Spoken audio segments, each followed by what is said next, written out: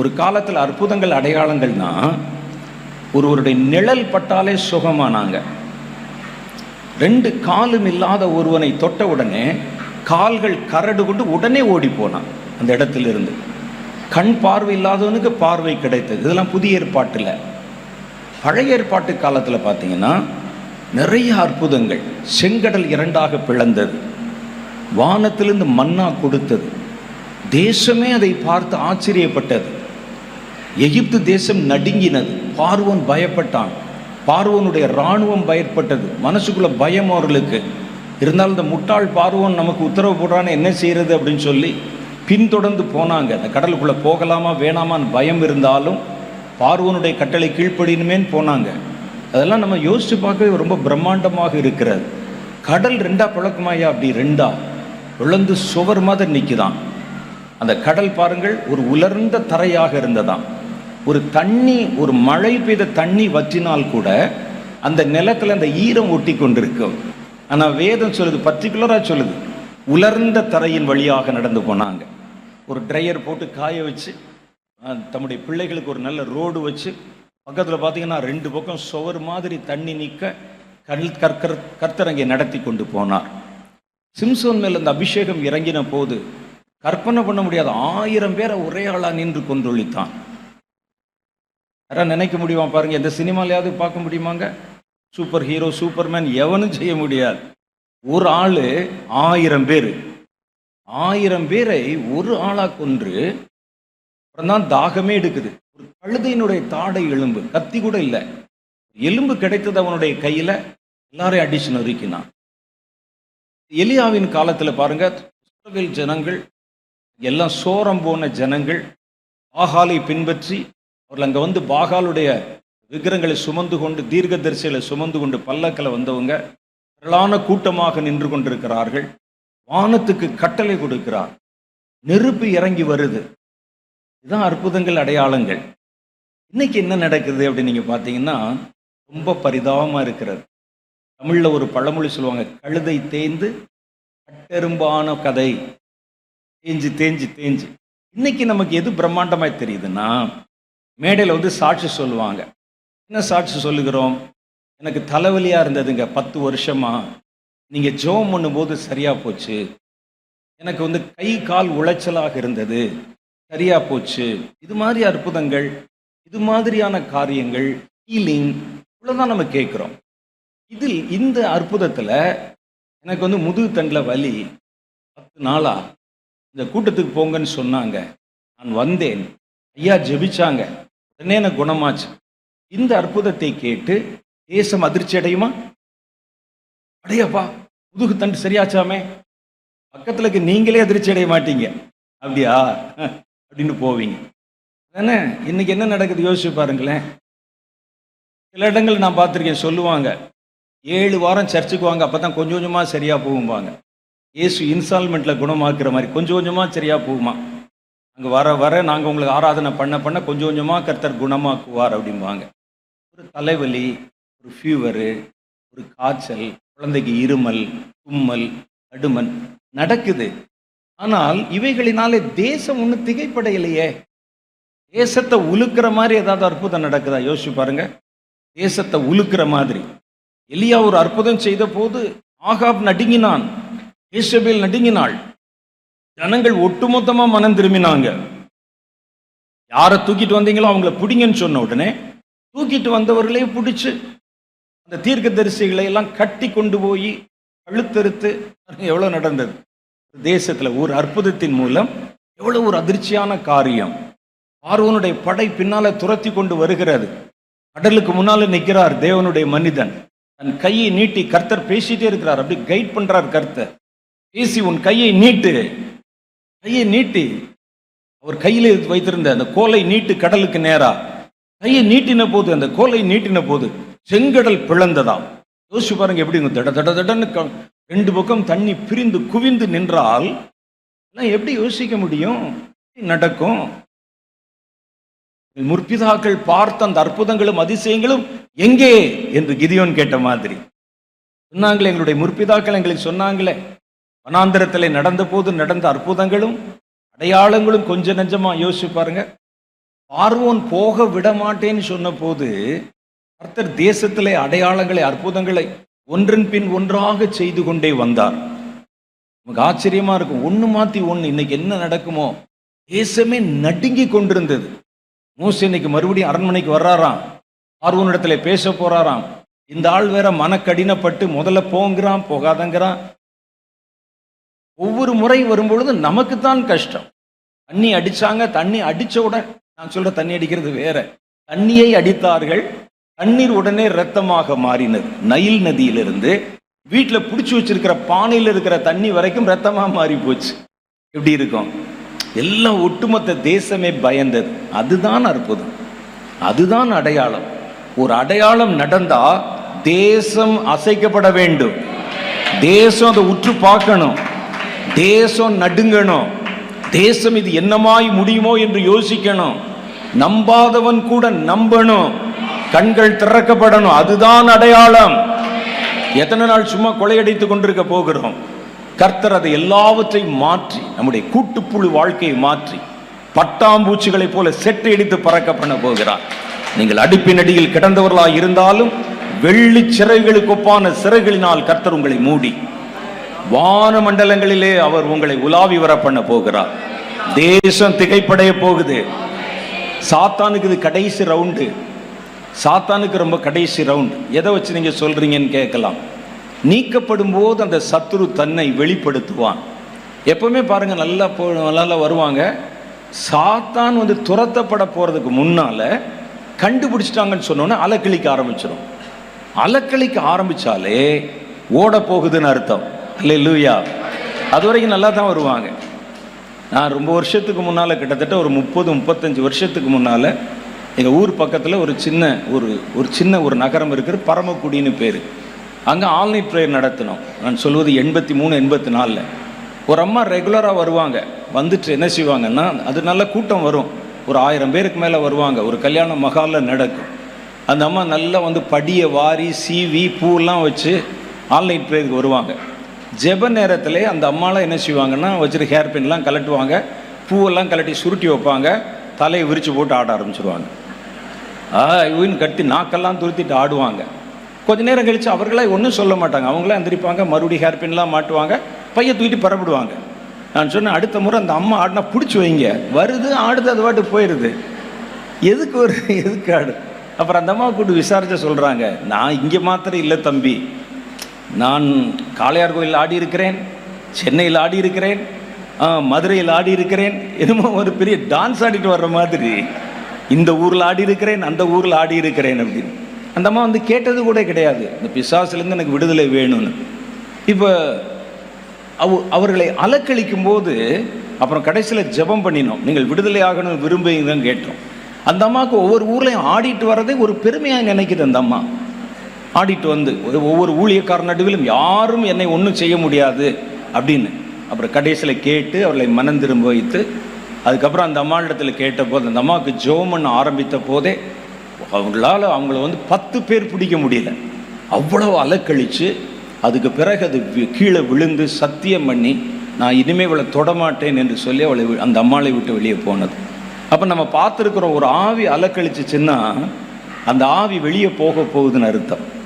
பரிசுத்த ஆவிக்கும் பிசாசின் ஆவிக்கும் என்ன வித்தியாசம்னா, பரிசுத்த ஆவியானவர் உள்ளே வரும்போது தெரியும். ஒருவன் விழுந்து போய் அவர் வெளியே போனால் தெரியவே தெரியாது. ஒரு ஆள் பின்மாறி போயிட்டான், பரிசுத்த ஆவியானவர் விலகினா தெரியவே தெரியாது. பிசாசு ஆவிக்கு என்னன்னா, எப்போ உள்ளே வந்துச்சுன்னு தெரியாது, வெளியே போகும்போது காமிச்சிடும். வெளியே போகும்போது பிசாசு விரட்டுறோம், கேட்பாங்க, இவளை எப்போ பிடிச்ச? ஒத்த பாலத்துக்கிட்ட செகண்ட் ஷோ பார்த்துட்டு வந்தாளா? எனக்கு பிடிச்ச வெள்ளை புடவை கட்டியிருந்தாளா? தலையில் மல்லிகைப்பூ வச்சுருந்தாளா? தனியாக போயிட்டு இருந்தாளா? பாட்டு பாடிட்டே போனாளா? பார்த்தேன்னு பிடிச்சிட்டேன்னு சொல்லும். பிடிச்சது அந்த அம்மாவுக்கு தெரியாது, அந்த ஆவி உள்ளே நுழைஞ்சது தெரியாது. எப்போ தெரியும்? போகும்போது. நீக்கப்படும் போது சத்துரு தன்னை வெளிப்படுத்துவான், நீக்கப்படும் போது சாத்தான் தன்னை வெளிப்படுத்துவான். அப்போ அலக்களிக்க ஆரம்பித்தாலே போக போகுதுன்னு அர்த்தம். இன்னைக்கு தேசத்தில் ஒரு அலைக்கழிவு உண்டாயிருக்கிறது, தெரியுதா உங்களுக்கு? இந்தியாவில் ஒரு பெரிய அலைக்கழிவு பார்க்கும்போது நமக்கு பயமாக இருக்குது. மணிப்பூரில் பயங்கரம், குஜராத்தில் பயங்கரம். வருகிற செய்தியெல்லாம் கேட்டால் தேசம் தடுமாறி கொண்டிருக்கிறது. ஜனங்கள் தெருவில் நின்று போராடுறாங்க. ஒரு பக்கத்தில் நமக்கு இதை பார்ப்பதற்கு கஷ்டமா இருக்குது. ஆனால் நல்லா யோசித்து பார்த்தால் தெரிகிறது, நாட்டை பிடிச்ச சாத்தான் ஓட போகிறது. அதனால்தான் அந்த அலைக்கழிவு. அவர் ஆட ஆரம்பிச்சிட்டாலே ஓட போறாருன்னு அர்த்தம். அவ்வளவுதான், வேற வழி இல்லை. ஏன்னா கர்த்தருடைய ஜனம் எழும்பும். கர்த்தர் வாக்குத்தத்தம் பண்ணின எழுப்புதல் வரும். தேவன் செய்ய நினைத்த காரியம் ஒன்றும் தடைபட மாட்டாது. அவர் சொல்ல ஆகிறது, அவர் கட்டளையிட நிற்கிறது. அல்லேலூயா. அற்புதங்களும் அடையாளங்களும், இதுல ஒரு காரியத்தை நீங்க பார்க்கணும். அற்புதங்களும் அடையாளங்களும் எல்லா நேரமும் நடந்து விடுவதில்லை. நம்ம இருக்கிற காலத்திற்கும் அற்புதங்களுக்கும் ஒரு சம்பந்தம் இருக்கிறது. வேதத்தை நம்ம நல்ல நுணுக்கமாக படித்து பார்த்தா நம்மால் அதை விளங்கி கொள்ள முடியும். புதிய ஏற்பாட்டு காலத்தில் சபைகள் துவக்கப்படுவதற்கு முன்னால், அஸ்திவாரம் இடப்பட்டு அப்போ தான் சபைகள் எழுப்பப்படுவதற்கு முன்னால் தொட்டாலே அற்புதம் நடக்குது, நடந்தா அற்புதம் நடக்குது, நிழல் பட்டா அற்புதம் நடக்குது, கர்ச்சீஃப் பட்டா அற்புதம் நடக்குது, தண்ணியை தொளிச்சா அற்புதம் நடக்குது, மூச்சு பட்டாலே கீழே விழுகிறான். அவ்வளோ அற்புதங்கள் நடந்தது. காலப்போக்கில் அது கொஞ்சம் கொஞ்சமாய் மாறி சபைகள் வளர்ச்சி அடைந்து பரிணாம வளர்ச்சி அடையும் போது அற்புதங்கள் கொஞ்சம் கொஞ்சமாக குறைந்து விடுகிறது. தேவனுடைய அபிஷேகமும் வார்த்தையும் அங்கே பெறுகிறது. காலத்துக்கும் அற்புதங்களுக்கும் ஒரு சம்பந்தம் இருக்கிறது. பாருங்கள், 40 வருஷம் வனாந்தரத்தில் அவர்கள் நடப்பதற்கு சித்தம் கொண்டு கர்த்தரை பின்பற்றினார்கள். யாரு? இஸ்ரவேல் ஜனங்கள் எல்லாம் நடக்கிறாங்க. அவங்க பாருங்க, முகமுகமாய் ஆண்டவரை பார்க்குற அந்த அனுபவம் 40 வருஷம் தொடர்ந்து கிடைக்குதுன்னா அது எவ்வளோ பெரிய ஆச்சரியம் பாருங்க. பகலில் வெளியே கூடாரத்துக்கு வெளியே வந்து பார்த்தீங்கன்னா மேகஸ்தம்பம் கர்த்தர் இருப்பார். இரவிலே வந்து வெளியே நின்று பார்த்தீங்கன்னா அக்னி ஸ்தம்பம். அவர் நடக்கும்போது அந்த அக்னி ஸ்தம்பம் நடக்கும். அந்த 30 லட்சம் பேரும் அதை அப்படியே கண் திறந்து பார்த்து கொண்டே போவாங்க. எப்படி இருக்கும்? இந்த மாதிரி ஒரு தரிசனம் கிடைச்சா எப்படி இருக்கும்? இந்த மாதிரி கர்த்தர் நம் கண்களுக்கு முன்பாக 30 லட்சம் பேருக்கும் தெரிகிற மாதிரி நடந்து போனால் எப்படி இருக்கும்? கூடாரம் போட்ட இடத்துல அவர் அங்கேயே நின்று விடுகிறார். அவர்கள் புறப்பட்டால் தானும் புறப்படுகிறார். தகப்பன் தன் பிள்ளைகளை சுமந்து செல்வதை போல வனாந்திரத்திலே 40 வருஷம் உங்களை தூக்கி சுமந்தேன் என்கிறார். 40 வருஷம் அங்கே நடந்தாங்க. நடந்த போது என்ன நடந்தது? சாப்பிட்றதுக்கு என்ன செய்வது? விதைக்கலை, அறுக்கலை, களஞ்சியத்தில் சேர்க்கலை, நேரம் இல்லை. காலையில் எழுந்திருக்கணும், நடக்கணும். சாயந்தரம் ஆச்சுன்னா எங்கே தங்கணுமோ அங்கே தங்கணும். மறுபடியும் காலையில் எந்திரிக்கணும், நடக்கணும். ஒரு நாள் அல்ல, 2 நாள் அல்ல, 40 நாள். 40 நாள் எப்படி நடப்பது? விதைகள் இருக்கிறது, ஆடு மாடுகள் இருக்கிறது, மனிதர்களே 30 லட்சம் பேர் மேலே இருக்கிறாங்க. கர்த்தரதற்கு ஒரு திட்டம் வைத்தார். வானத்தின் மதகுகளை திறந்து காலையில் அவங்க எந்திரிச்சு பார்த்தா கொத்தமல்லி அளவில் வெள்ளையா அரிசி மாதிரி ஒன்று இருக்கு, வந்து உள்ளே கிடக்குது. அதை கடித்து உள்ளே சாப்பிட்டா உள்ள இனிப்பா தேன் சொட்டு வச்சா அப்படி இருக்கும். அது மாதிரி இருக்கு. அவங்களுக்கு என்னன்னு புரியல. மோசே இடத்துல ஆண்டவர் சொன்னார், தேவ தூதர்கள் புசிக்கிற மன்னா இது, தேவ தூதர் புசிக்கிற மன்னா, இதை அவங்களுக்காக நான் தந்தேன் என்றார். 40 வருஷம் எவ்வளவு அற்புதங்கள். அவர் நடந்த பாதையில் காலையில் எந்திரிக்கணும், தினசரி ஃப்ரெஷ்ஷு, தினசரி ஒவ்வொரு நாளும் அவங்களுக்கு ஃப்ரெஷ்ஷான ஒரு உணவு. கூடாரத்தை விட்டு வெளியே வரணும். ஒரு வீட்டில் எவ்வளவு இருக்காங்களோ ஒரு ஆளுக்கு 1 ஓமர் என்கிற கணக்கில் அதை எடுத்து கொண்டு வரணும். மிச்சத்தை வைப்போம், ஃப்ரிட்ஜில் வைப்போம் நினச்சிங்கன்னா கெட்டு போயிடும். அது வைக்க முடியாது. நம்ம சரிமே ஒரு வாரத்துக்கு சமைச்சு ஃப்ரிட்ஜுக்குள்ளே வச்சுட்டு, வேதத்தில் சொல்லுது சோம்பலின் அப்பம்னு ஒரு வார்த்தை படிச்சிருக்கீங்களா? நீதிமொழிகளின் புத்தகத்தில். ஃப்ரிட்ஜில் வச்ச உணவுக்கு பேர் தான் சோம்பலின் அப்பம். ஒரே நாள் செஞ்சு வச்சுறது, எல்லாத்தையும் மூடி வச்சுட்டு சுட சுட வச்சு வச்சு கொடுக்கறது, அதெல்லாம் செய்ய முடியாததில் அன்றன்றைக்கு அவர்கள் அதை சேகரித்தார்கள், அன்றன்றைக்கு அதை சமைத்தார்கள், அன்றன்றைக்கு அதை புசித்தார்கள். 40 வருஷம் எப்படி இருக்கும் பாருங்க நடந்தது. அவர்களுக்கு என்ன சந்தோஷம்னா, இனி அப்படியே தான் இருக்கும் போல. வந்து வருடம் ஆக ஆக 40 வருஷம்னா அடுத்தடுத்த தலைமுறை பிறந்திருக்கும். அப்படி வர்றாங்க. வாலிபர்கள் வளர்ந்து விட்டார்கள். தினம் காலையில் எந்திரிக்கணும், போடா போய் எடுத்துகிட்டு வாடான்னு சொன்னால் வீட்டுக்கு தேவையானதை சேகரிப்பாங்க, வருவாங்க. ஆனால் யோசுவாவின் புஸ்தகம் 5வது அதிகாரம் 12வது வசனம் சொல்லும்போது, கானானுக்குள் அவர்கள் நுழைந்து கானான் தேசத்தின் தானியத்தை அவர்கள் புசித்த உடனே மன்னா பொழிவது நின்று விட்டது. இன்னைக்கு வரைக்கும் அதுக்கப்புறம் மன்னா வரல. ஏன் கர்த்தர் அங்கேயும் கொடுக்க வேண்டியதானே? இல்லை இல்லை, அவர்களுக்கு எப்போ தேவையோ, எப்போ அந்த அற்புதம் தேவையோ, எப்போ அடையாளங்கள் தேவையோ, கர்த்தர் அப்போதான் அதை பகிரங்கமாக பிரத்யட்சமாக பலமாக நிறைவேற்றுகிறார். எப்போ வேணுமோ அப்போ தான், எல்லா நேரமும் அல்ல. அவங்க போனாங்க, கானானுக்குள்ளே போனாங்க. கானானில் அவர்களுக்கு நல்ல அரிசி கிடைத்தது, தானியம் கிடைத்தது. தானியத்தை சமைத்து புசித்தார்கள். மன்னா பொழிவது நின்று விட்டது. ஏன் நின்றுச்சுன்னா, தொடர்ந்து பெய்தால் அந்த தேசத்தில் எந்த வேலையுமே நடக்காது. மனுஷனுடைய வயிற்றில் பசி இருக்கிறதுனால தான் இத்தனை கட்டடங்கள், இத்தனை சாலைகள், இத்தனை வீடுகள், இத்தனை துணிகள், எல்லாம் இத்தனை வேலைகள். பசி இல்லைன்னு வச்சுக்கோங்க, ஒரு வேலை நடக்காது.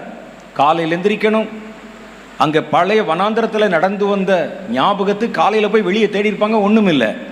அற்புதம் நின்று விட்டது. எப்போ தேவையோ அப்பொழுதுதான் கர்த்தர் அற்புதங்களையும் அடையாளங்களையும் கட்டவிழ்க்கிறார். அதுக்கப்புறம் நின்று விட்டது. வனாந்திரத்தில் நடந்த போது பாருங்க, ஒரு கண்மலை அடித்தார்கள். கண்மலை அடித்தோடனே அவர்கள் குடிப்பதற்கு தண்ணீர் வந்தது. கானானுக்குள்ளே போய் கண்மலை அடிச்சுக்கிட்டா இருந்தாங்க. கானானில் தண்ணி வேணும்னா துறவுகளை தோண்டினார்கள். அவங்களுக்கு கிணறு வேணும். இப்படி எல்லா நேரத்திலும் கொடுத்து கொண்டதால் சோம்பேறி ஆகி விடுவான் மனிதன். அதனால கர்த்தர் எந்த நேரத்தில் தேவையோ கர்த்தர் அந்த ஒரு காரணம் இல்லாமல் அற்புதங்களை செய்ய மாட்டார். நாம் வாழ்கிற இந்த கடைசி காலம் கர்த்தருடைய அபிஷேகம் கட்டவிழ்த்து விடப்பட போகிற ஒரு காலம். இந்த காலத்தில் அடையாளங்கள் தேவை. கொஞ்சம் முந்தின காலத்தில், திருச்சபை காலத்தின் பிற்பகுதியில் நீங்கள் பார்த்தீங்கன்னா அற்புதங்கள் அடையாளங்கள் குறைந்து விட்டது. நம்ம சொன்ன அற்புத அடையாளமெல்லாம் வெறும் சுகமாகிறது, தலைவலி குணமாகிறது, காய்ச்சல் குணமாகிறது, இதை பார்த்து நம்ம கைதட்டிக்கிட்டு இருக்கிறோம். அற்புதங்கள் என்பது அது அல்ல. மலையை பார்த்து பெயர்ந்து போய் விழுன்னு சொன்னா விழணும், மரத்தை பார்த்து பட்டு போனா பட்டு போகணும், வானத்துக்கு கட்டளை கொடுத்து நெருப்பு இறங்கணும், அது அற்புதங்க. அப்ப ஜனங்கள் நடுங்குவாங்க. நம்ம போய் போராடிக்கிட்டு பேரை சொல்லு, ஊரை சொல்லு, யாருன்னு கேட்டு நம்ம போராடிக்கிட்டு இருந்தா எப்படி இருக்கு யோசிச்சு பாருங்க. கர்த்தர் இந்த குறிப்பிட்ட காலத்துல ஜனங்கள் இனி வெறும் அற்புதத்தின் பின்னாலே போக வேண்டாம். சபைகள் வசனத்துக்கு திரும்பட்டும், நித்திய ஜீவனுக்கு திரும்பட்டும், ஜீவனுக்கு எடுத்த காரியத்தை பற்றி யோசிக்கட்டும்னு அற்புதங்களின் அளவை குறைத்து கொண்டார். ஆனால் இனி ஒரு காலம் வருகிறது, முன்னெப்போதும் இல்லாத அளவிற்கு, பழைய ஏற்பாட்டு காலத்திலும் இல்லாத அளவுக்கு, புதிய ஏற்பாட்டு காலத்திலும் இல்லாத அளவிற்கு, கண்ட கடைசி காலத்தில் தேவனுடைய ஆவினா என்ன, அபிஷேகம்னா என்ன, வல்லமைனா என்ன, அற்புதம்னா என்ன, அடையாளம்னா என்ன என்பதை இனிமேல் தான் இந்த உலகம் பார்க்க போகிறது. கர்த்தர் இதுவரைக்கும் தம்முடைய வல்லமையின் புயத்தை வெளிப்படுத்தி முழுமையா வெளிப்படுத்துகிற காலம் இந்த கடைசி காலம்தான் வருகிறது.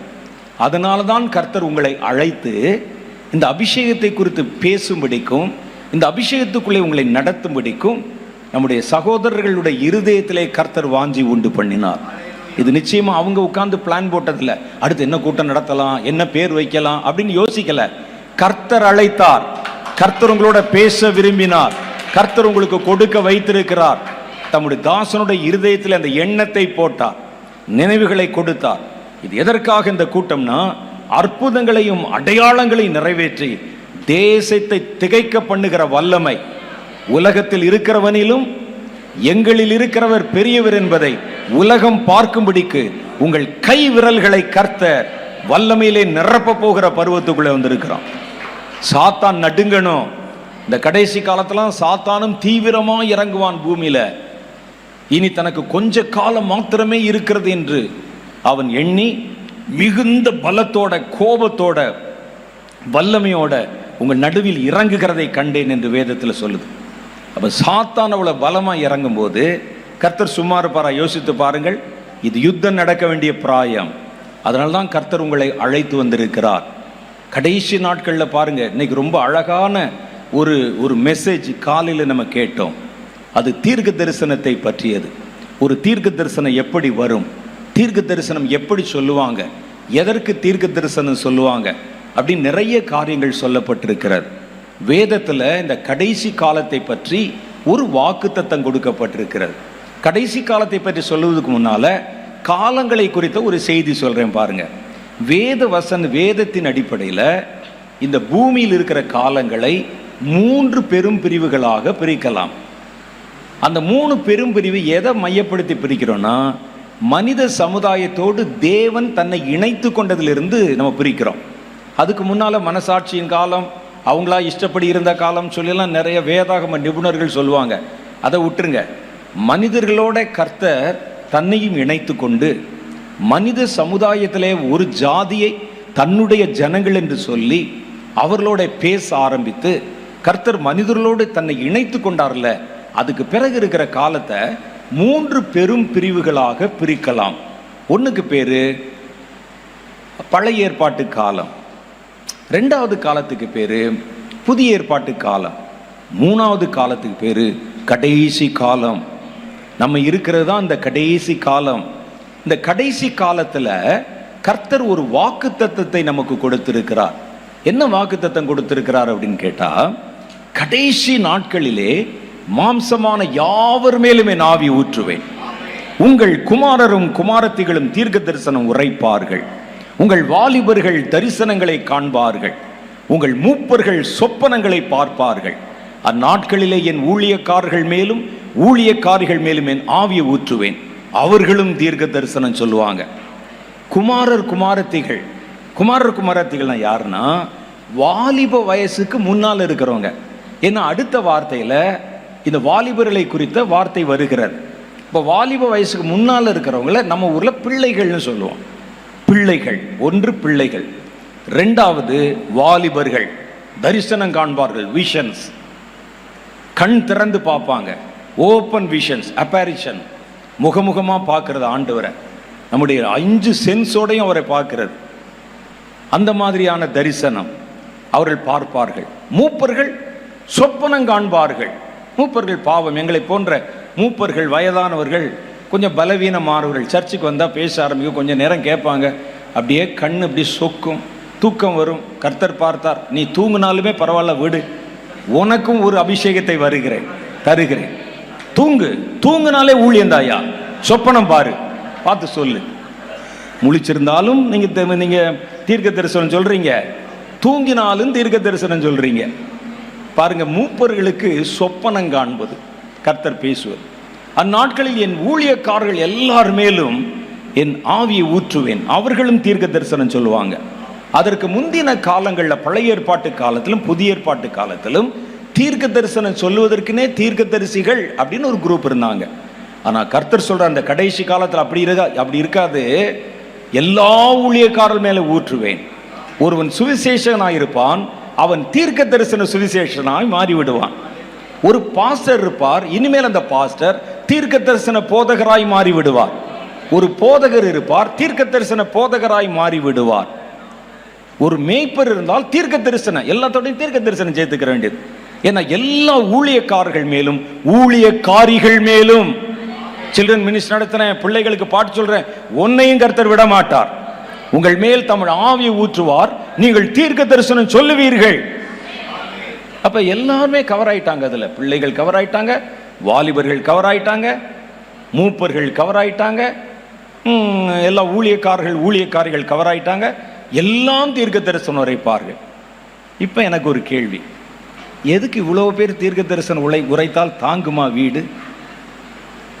அப்பா ஒரு பக்கம் தீர்க்க தரிசனம் சொல்லுவாரு, அம்மா குளிச்சுட்டு வரும்போது அந்த அம்மா ஒரு தீர்க்க தரிசனம் சொல்லும், மகள் தூங்கி எந்திரிச்ச உடனே ஒரு தீர்க்க தரிசனம், பிள்ளைகளை எழுப்பி ஸ்கூலுக்கு போடணும்னா அப்போ ஒரு தீர்க்க தரிசனம். எப்படி இருக்கு யோசிச்சு பாருங்க. எதுக்கு? ஒரு சபையில் முன்னெல்லாம் சிஎஸ்சி சபைகள் போன்ற ஸ்தாபன சபைகளில் ஆவியானவரே உள்ள விட மாட்டாங்க. நான்லாம் ஊழியம் ஆரம்பித்த புதுசில் 80, 81, 82 சில டயசிஸ்கள், சில ஸ்தாபன சபைகளில் பேச போனால் அங்கே இருக்கக்கூடிய போதகர்கள் கேட்குற முதல் கேள்வி, இந்த ஊழியர் அல்லேலியா சொல்லுவாரான்னு கேட்பாங்க. இடையிடையில பிரசங்கத்துக்கு இடையில அல்லேலியான்னு சொல்லுவாரா, சொன்னால் உள்ள விட மாட்டோம். அந்நிய பாஷை பேசுவாரா, விட மாட்டோம் என்பார்கள். ஆனால் அதுக்கப்புறம் பெந்தகோஸ்து சபைகள் பெருகின போது அதில் தீர்க்க தரிசனம் சொல்லுகிறவர்களும் பெருகினார்கள். ஆனால் உண்மையிலே பாருங்க, இந்த தீர்க்க தரிசனம் சொல்லுகிறவர்களோட நம்ம படுகிற பாடு இருக்கு பாருங்க, சொல்லி மாளாது. ஆளாளுக்கு ஒன்று சொல்லுவாங்க. அதனால தான் பாஸ்டர் என்ன செய்வார், நான் போன சபையில் இருக்கிற பாஸ்டர் நான் எந்த சபைன்னு சொல்ல மாட்டேன். நான் ரட்சிக்கப்பட்ட புதுசில் நான் ஒரு கிறிஸ்தவ குடும்பத்தில் பிறந்தவன். உங்களுக்கு தெரியும் என்னுடைய சாட்சி. நாங்கள் 4 தலைமுறையாக கிறிஸ்தவர்கள். என்னுடைய தகப்பனார் வழியில் 4 தலைமுறை கிறிஸ்தவம். பிறக்கும் போதே கிறிஸ்தவ குடும்பத்திலாம் பிறந்தேன். என் பேர், இந்த பேர் வந்து ஞானஸ்தான பேரெலாம் கிடையாது, எனக்கு வச்ச பேரே இதுதான். அப்போ நான் ஆனால் சர்ச்சுக்கு போகிறதில்ல, கோயிலுக்கு போகிறதில்ல, ஸ்தாபன சபையை சேர்ந்தவர்கள். அதுக்கு பிறகு என்னுடைய தாயாருடைய மரணத்துக்கு பிறகு 12 வயசில் என் தாயார் மரித்தார்கள்.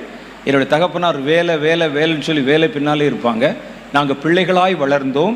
நான் கல்லூரி பருவத்தில் போன போது தப்பான பாதையில் போய் குடிக்க விரிக்க போதைப் பொருள்கள் பயன்படுத்த அதுக்குள்ளெல்லாம் உள்ளே போயிட்டேன். அதுக்கு பிறகு கர்த்தரனை சந்தித்தார், ரட்சிப்படைந்தேன். இப்போ நமக்கு நல்ல ஒரு ஆவிக்குரிய சபை வேணும்னு ஒரு சபைக்கு போனேன். எங்கள் சபை பூரணமான அபிஷேகத்தை நம்புகிற 5 உபதேசங்கள் 7 உபதேசங்கள் சொல்லி சித்திரன் தீர்த்த தூண்கள்னு சொல்லுவாங்க ஒரு வார்த்தை. அதில் இருக்கிறவங்க அந்த சபையில் போய் சேர்ந்தேன். அங்கே எங்கள் பாஸ்டர் என்ன செய்வார்னா, எவ்வளோ ஃபேன் ஓடினாலும் ஏசி போட்டாலும் ஒரு விசிறி வச்சு வீசிக்கொண்டே இருப்பார். அந்த விசிறி எதுக்கு அப்படின்னு எனக்கு புரியல. அப்போ ஆவில நிறைஞ்சு அந்நிய பாஷை பேசி கூட்டத்தில் யாராவது தீர்க்க தரிசனம் சொன்னால் இந்த டேபிளில் விசிறி கம்ப வச்சு டொம்முன்னு ஒரு தட்டு தட்டுவார். அப்போ நிறுத்திடணும். அதுக்கு மேலே பேசினா அவ்வளோதான். இது அடங்காத ஆவி, அந்தி கிறிஸ்து ஆவின்னு சொல்லி தண்ணியை துளிச்சு வெளியே அனுப்பிடுவாங்க எங்கள் சபையில். அதுதான் இன்னைக்கு காலையில் பாஸ்டர் சொன்னாங்க. அந்த காலத்திலெல்லாம் பேச விட மாட்டாங்க, நான் தான் பேசணும்பாங்க. அது ஏன் என்று கேட்டால் பல பிரச்சனைகள் வந்துடும். கொஞ்சம் விட்டவுடனே பாஸ்டருக்கே தீர்க்க தரிசனம் வந்துடும், பிரசங்கத்தை மாற்று என்று கர்த்தர் சொல்லுகிறார். என்னையே குறிவைத்து பேசுகிறீர்கள், உன்னுடைய மனதில் இருக்கிற சுயத்தில் பேசுகிறாய், வாயமூடு அப்படிமா ஒருத்தன். எப்படி இருக்கும் யோசித்து பாருங்கள். நான் அதற்கு பிறகு ஒரு நல்ல தீர்க்க தரிசனம் சொல்லுகிற ஒரு தேவ மனிதருக்கு கீழே ஒரு 3 வருஷம் அவங்களுடைய ஆஃபீஸில், அவங்களுடைய ஊழியத்தில் ஒரு உதவியாளராக இருந்தேன். என்னை நடத்தின அந்த ஊழியக்காரர் மரித்தவர்களெல்லாம் உயிரோடு எழுப்பி இருக்கிறாங்க. நல்ல பரலோக தரிசனம் பார்க்குற, நல்ல தேவனோடு பேசுகிற, உலாவுகிற ஒரு அனுபவம் உள்ள ஒரு தேவ மனிதர். அவர் ஒரு காரியம் சொன்னார். நானும் நல்லா தீர்க்க தரிசனம் உரைக்கிறேன்னு. அவர் யார் தீர்க்க தரிசனத்தை நம்ப மாட்டார். என்னை மாத்திரம் அழைத்து கொண்டு போய், அப்போ எனக்கு 20 வயசு 22 வயசு இருக்கும். கர்த்தர் என்ன சொல்கிறார், ஜெபமணி கேட்டு சொல்லு அப்படிம்பார். அவரே ஒரு பெரிய தீர்க்க தரிசி. அப்போ அவர் சொன்னார் என்கிட்ட, தம்பி நீ அடுத்து ஊழியங்கள் செய்ய போகும்போது யார் ஒருவர் தீர்க்க தரிசனம் சொன்னாலும் கர்த்தர் உன்கிட்ட என்ன பேசுகிறார் என்பதை கேட்டு அதற்கு சார்ந்து வருதான் பார்த்துக்க. அப்படி வராவிட்டால் அந்த தீர்க்க தரிசனத்தை ஏற்றுக்கொள்ளாது. அவங்க சொல்கிறது உன்னுடைய தீர்க்க தரிசனத்துக்கு ஒரு சாட்சியாக இருக்கும். கர்த்தர் உன்னை இந்த ஊழியத்துக்கு அனுப்புறேன்னு சொன்னால் அதை ஒட்டி சொல்லுவாங்க. எதிராக வேற ஏதாவது காரியத்தை நீ வந்து கேட்க ஆரம்பிச்சின்னா நீ குழப்பத்துக்குள்ளே போயிடுவ, அந்த மாதிரி ஆகிரும்னு சொல்லிட்டு தன் வாழ்க்கையில் நடந்த ஒரு காரியத்தை சொன்னார். அவர் அந்த ஊழியக்காரர் பெரிய தாடி வச்சிருப்பார், மோசே மாதிரி இருப்பார். பார்த்தா அசப்பில் மோசே பார்த்துருக்கேன்லாம் கேட்பீங்க. மோசே எப்படி இருப்பார் நம்ம நினச்சிருக்கிறோமோ அப்படி இருப்பார். அவர் வெள்ளை முடி இருக்கும், பின்னால் அப்படி இருக்கும், நல்லா பார்க்கவே பயங்கரமாக இருப்பார் ஊழியக்காரர். அவர் சொன்னார், என் வாழ்க்கையில் ஒரு சம்பவம் நடந்துச்சு தம்பி, கவனமாக இருந்துக்கேன். ஒரு அம்மா அடிக்கடி வருவாங்க என்னுடைய ஊழியத்துக்கு, தீர்க்க தரிசனம் சொல்லுவாங்க. நான் எனக்கு யார் வந்தாலும் எனக்கு ஜெபம் பண்ணி கர்த்தர் என்ன சொல்கிறாருன்னு கேளுங்க, சொல்லுங்கன்னு கேட்பேன், தொந்தரவு பண்ணிக்கிட்டே இருப்பேன். அந்த அம்மா வந்தாங்க, எனக்கு முன்னால் முழங்கால் படிக்கிட்டாங்க. நான் கேட்டேன், அம்மா கர்த்தர் என்னை பற்றி என்ன சொல்கிறாருன்னு கேட்டேன். அந்த அம்மா கொஞ்ச நேரம் அந்நிய பாஷை பேசினாங்க, ஜெபிச்சாங்க. திடீர்னு சொன்னாங்க, உன் மனதில் ஒரு ரகசிய மேட்டிமை இருக்கிறது, நான் அதை அருவருக்கிறேன் என்று கர்த்தர் சொல்லுகிறார். என்ன ஆண்டவரே, நான் என்ன மேட்டுமே இருக்குது? உடனே நான் அப்படி முகங்குப்புற விழுந்தேன். முகங்குப்புற விழுந்தோன்னு அந்த அம்மாவுக்கு இன்னும் உற்சாகமாகிவிட்டது. உன் மனதில் நீ வெளியே உன்னை தாழ்த்துற மாதிரி மாயமான தாழ்மை, அதில் விருப்பமுற்று தெரிகிறாய். நான் எதில் ஆண்டவரே நான் மேட்டிமையாக இருந்தேன்னு கேட்டேன். நீ நினைத்து கொண்டிருக்கிறாய் நான் வச்சிருக்கிற தாடி மோசே மாதிரி இருக்குன்னு. அடிக்கடி கண்ணாடியில் போய் பார்க்கிறாய். கர்த்தர் சொல்லுகிறார், அந்த தாடியை நான் அருவருக்கிறேன், எடுத்து விடு, அப்போதான் நான் பேசுவேன். இது உண்மையிலே நான் எதையும் கூட்டி குறை சொல்லலை. உடனே அவருக்கு எப்படி இருக்கும் பாருங்க. தாடி வளர்த்து பார்த்தவனுக்கு தான் அந்த கஷ்டம் தெரியும். நான் 40 வருஷமாக முயற்சி பண்ணி இவ்வளோதான் வந்திருக்கு. அவருக்கு இவ்வளவுக்கு இருக்கும் வெள்ளை தாடி. அப்படியே போய் கண்ணீரோட போய், கர்த்தருக்கு விருப்பம் இல்லையே என்ன செய்வது அப்படின்னு போய் தாடியை மழுங்க சிரைத்து விட்டு உட்கார்ந்துருந்தார் வெளியே. கொஞ்ச நேரம் கழித்து ஒரு ஐயா வந்தார். துரதிர்ஷ்டவசமாய் அவரும் தீர்க்கதரிசி. நேராக வந்து இவர் வெளியே உட்கார்ந்துருந்தாரா, ஐயாவை பார்க்கணும்னு சொன்னார். அந்த ஐயா தான் ஐயா நான் அப்படின்னா, என்னையா ஷேவிங் பண்ண சிங்கம் மாதிரி உட்கார்ந்துருக்கிறீங்க, முடியெல்லாம் எடுத்துட்டு கிராப் வெட்டிட்டு உட்கார்ந்த மாதிரி நடந்தது சொன்னார். இப்படி நடந்தது, எனக்குள்ள ஒரு ரகசிய மேட்டிமை இருந்திருக்கும் போல கர்த்தரதை அருவருக்கிறேன்னு சொன்னார். அந்த அம்மா வந்து தீர்க்க தரிசனம் சொன்னாங்க அப்படின்னு. இப்போ கர்த்தர் சந்தோஷமாயிட்டாரான்னு கேட்டு சொல்லுங்கன்னு சொல்லிட்டார். அவர் முழங்கால் போட்டார். அவர் பங்குக்கு ஏதாவது சொல்லணுமே. அவர் கொஞ்ச நேரம் அப்படி யோசித்தார், கொஞ்ச நேரம் அந்நிய பாஷை பேசினார்.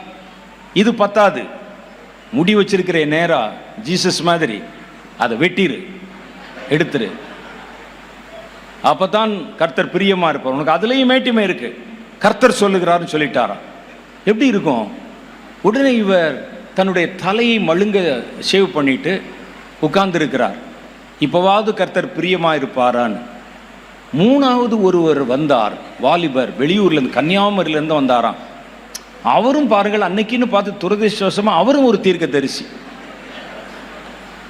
அவரிடத்துல வந்து கேட்டபோது அவர் சொன்னார், உன்னுடைய புருவங்கள் இருக்குல்ல, அதையும் எடுத்து விடு என்று கர்த்தர் சொல்லுகிறார். புருவத்தை எடுக்க சொல்லுவாரா கர்த்தர்? அவர் கேட்டிருக்கிறார். எசேக்கியேலுக்கு கர்த்தர் சொல்லலையா, தாடியினுடைய ஒரு பக்கத்தை எடு 40 நாள், அப்புறம் அடுத்த பக்கத்தை எடுன்னு கர்த்தர் சொல்லலையா? சொல்றாருயா அப்படின்னு சொன்னார். இவர் அழுது கொண்டே போய், எதற்கும் நம்மளே உட்காந்து ஜெபம் பண்ணி கேட்போம் அப்படின்னு ஆண்டவரிடத்துல ஜெபம் பண்ணாராம். அப்பொழுது ஆண்டவர் சொன்னாராம், நீ இப்படி ஒவ்வொரு மனிதனுக்கு பின்னாலையும் போய் கர்த்தர் என்னை பற்றி என்ன சொல்றாருன்னு கேட்டுட்டு இருக்கியே, ஏன் நான் உங்ககிட்ட சொல்ல மாட்டேன்? நான் சொல்ல வேண்டியதை. அதனால தான் நீ பாடத்தை கற்றுக்கொள்வதற்காக அவர்கள் மூலம் அப்படி பேசி உன்னை இந்த மாதிரி ஆக்குனேன்னு சொன்னாராம். அதனால தம்பி, தப்பி தவறி கூட தீர்க்க தரிசனம் கேட்பது நல்லது. நான் தான் உங்ககிட்ட பேசுறேனே, கர்த்தர் உங்ககிட்ட பேசுறாரே, அதுக்கு ஒட்டி வருகிறது, அதை உறுதிப்படுத்த வருதுன்னா ஓகே. அதுக்கு நேர்மாறா வருதுன்னா நீ உட்காந்து ஜெபம் பண்ணி கேளு அப்படின்னு சொன்னார். அப்ப தீர்க்க தரிசிகள், இப்ப நிறைய தீர்க்க தரிசிகள் நான் பார்த்துருக்கிற நிறைய தீர்க்க தரிசிகள் இப்போ கொஞ்ச நாட்களுக்கு முன்னால நிறைய பேர் வந்து எழும்புகிறார்கள். ஒரு பக்கத்தில் நல்ல தீர்க்க தரிசனத்தை பற்றி பேசும்போது தீர்க்க தரிசனத்தை பற்றி ஏமாத்துறவங்களையும் பேசணும்ல, அதை நம்ம தெரிந்து கொள்ளணும்ல. ஒரு யூடியூப்ல ஒரு காரியத்தை பார்த்தேன். அதில் சொல்லுகிறார் ஒருவர், இவர் 21ஆவது நூற்றாண்டில் கர்த்தர் எழுப்பின ஒரு பெரிய தீர்க்க தரிசி பாருங்க, இப்போ தீர்க்க தரிசனம் உரைக்கிறார் அப்படிங்கிறார். உடனே அந்த கூட்டத்தில் இருக்க ஒருவரை அழைக்கிறார்கள். அவர் வந்து மேடைக்கு வருகிறார். அவர் எப்படியே கொஞ்ச நேரம் உற்று பார்க்கிறார். பார்த்துட்டு சொல்றார், உன் பேர் இதுவா, ராமசாமியா அப்படின்னு கேட்கிறார். ஆமாங்க அப்படிங்கிறார் அவர். உடனே எல்லாம் கைதட்டுங்க. பக்கத்தில் ஒருத்தர் கமெண்ட்ரி கொடுக்கிறவர், எல்லாம் கைதட்டுங்க, கர்த்தர் பேசுகிறார். அப்புறம் கொஞ்ச நேரம் கழிச்சு அப்படியே கொஞ்ச நேரம், இது உண்மையிலேயே நான் பார்த்தேன், நீங்க கூட பார்க்கலாம் யூடியூப்ல. பார்த்துட்டு உடனே சொன்னார், அடுத்து உனக்கு ஆந்திரா பேங்க்ல அக்கௌண்ட் இருக்குதா அப்படின்னு கேட்டார். உடனே ஆமா இருக்குது, 2 அக்கௌண்ட் இருக்குது. உடனே இவர் இங்கே கமெண்ட்ரி கொடுக்கிறவர், பாருங்கள் கர்த்தர் பேசுகிறார், ஆந்திரா பேங்க்ல அக்கௌண்ட் இருக்குதான், கர்த்தர் கரெக்டா பேசி விட்டார். எல்லாம் கைதட்டுங்க, ஜனங்கள் கைதட்டுறாங்க, சிலர் கீழே கூட விழுறாங்க உணர்ச்சி வசப்பட்டு. அடுத்து 3வது அவரை பார்க்கிறார், உனக்கு 3 பிள்ளைகள், 3 பிள்ளைகள் அப்படின்னா 3 பெண் பிள்ளைகள். ஆமாங்க 3 பெண் பிள்ளைகள். உடனே எல்லாம் கைதட்டாங்க. கர்த்தர் இந்த வருஷத்துல 3 பேருக்கும் திருமணத்தை முடித்து வைக்கிறார் அப்படின்னு சொன்ன அவர் 3 பேருக்கு ஏற்கனவே கல்யாணம் ஆச்சேங்கிறார். சொன்ன உடனே வாயை பற்றி தூக்கிட்டு போயிட்டாங்க. பீம் பாய்ஸ் 4 பேர். நான் பார்த்து எனக்கு ஆச்சரியம். அவர் பேர் ராமசாமின்னு அவருக்கு தெரியாதா? இப்போ என்னை கூப்பிட்டு உன் பேர் வின்சென்ட் செல்வகுமாரன் எனக்கு தெரியுமா தெரியாதா? இதில் என்ன வெளிப்பாடு இருக்கிறது? உனக்கு ஆந்திரா பேங்க்ல அக்கௌண்ட் இருக்கிறது, அவருக்கு ஆந்திரா பேங்க்ல அக்கௌண்ட் இருக்கிறது அவருக்கு தெரியாதா? இவருக்கு தெரியாமல் இருக்கலாம், அவருக்கு தெரியும்ல, அவர் தானே வச்சிருக்கிறாரு. உனக்கு 3 பிள்ளைகள், அவருக்கு 3 பிள்ளை இருக்கிறது அவருக்கு தெரியாதா? இதில் என்ன வெளிப்படுத்துகிறீர்கள்? நீங்கள் என்ன சொல்ல வருகிறீர்கள்? அப்போ இது அல்ல. நம்ம இதெல்லாம் புறம்பாக்கி சத்துரு என்ன செய்வான்னா, தீர்க்கதரிசிகள் எழும்ப போகிற காலத்துக்கு முன்னால ஜனங்கள், வெகுஜனத்தின் மனதிலே தீர்க்க தரிசனங்களை குறித்த ஒரு தப்பான எண்ணத்தை பரப்புவதற்கு இப்படிப்பட்ட மனிதர்களை எழுப்பி ஒரு கேலி பொருளாக மாற்றி நாளடைவில் யாருமே தீர்க்க தரிசனத்தை நம்ப முடியாம கொண்டு வந்து நிறுத்தி கர்த்தர் உண்மையிலேயே தீர்க்க தரிசன அபிஷேகத்தை இறக்கும் போது ஜனங்கள் அதை எள்ளி நகையாடும் அளவுக்கு கொண்டு வந்து நிறுத்துவதற்கு சாத்தானுடைய தந்திரத்தில் ஒண்ணு. நாம் இவைகளை நம்பக்கூடாது. இந்த தீர்க்க தரிசிகள், இந்த மாதிரி தீர்க்க தரிசிகள். அப்ப வேதம் சொல்லுகிறது, கடைசி நாட்களில் மாம்சமான யாவர் மேலுமே ஆவி ஊற்றுவேன். இப்போ இருக்கிற தீர்க்க தரிசிகள் நம்முடைய பிள்ளைகளுக்கு எங்கிருந்து வரன் வரும் என்று சொல்லுகிறார்கள். எங்க பில்லி சூனியம் வச்சிருக்கிறாங்கன்னு சொல்றாங்க. எனக்கு தெரிஞ்ச ஒரு மனிதர் இருக்கிறாரு.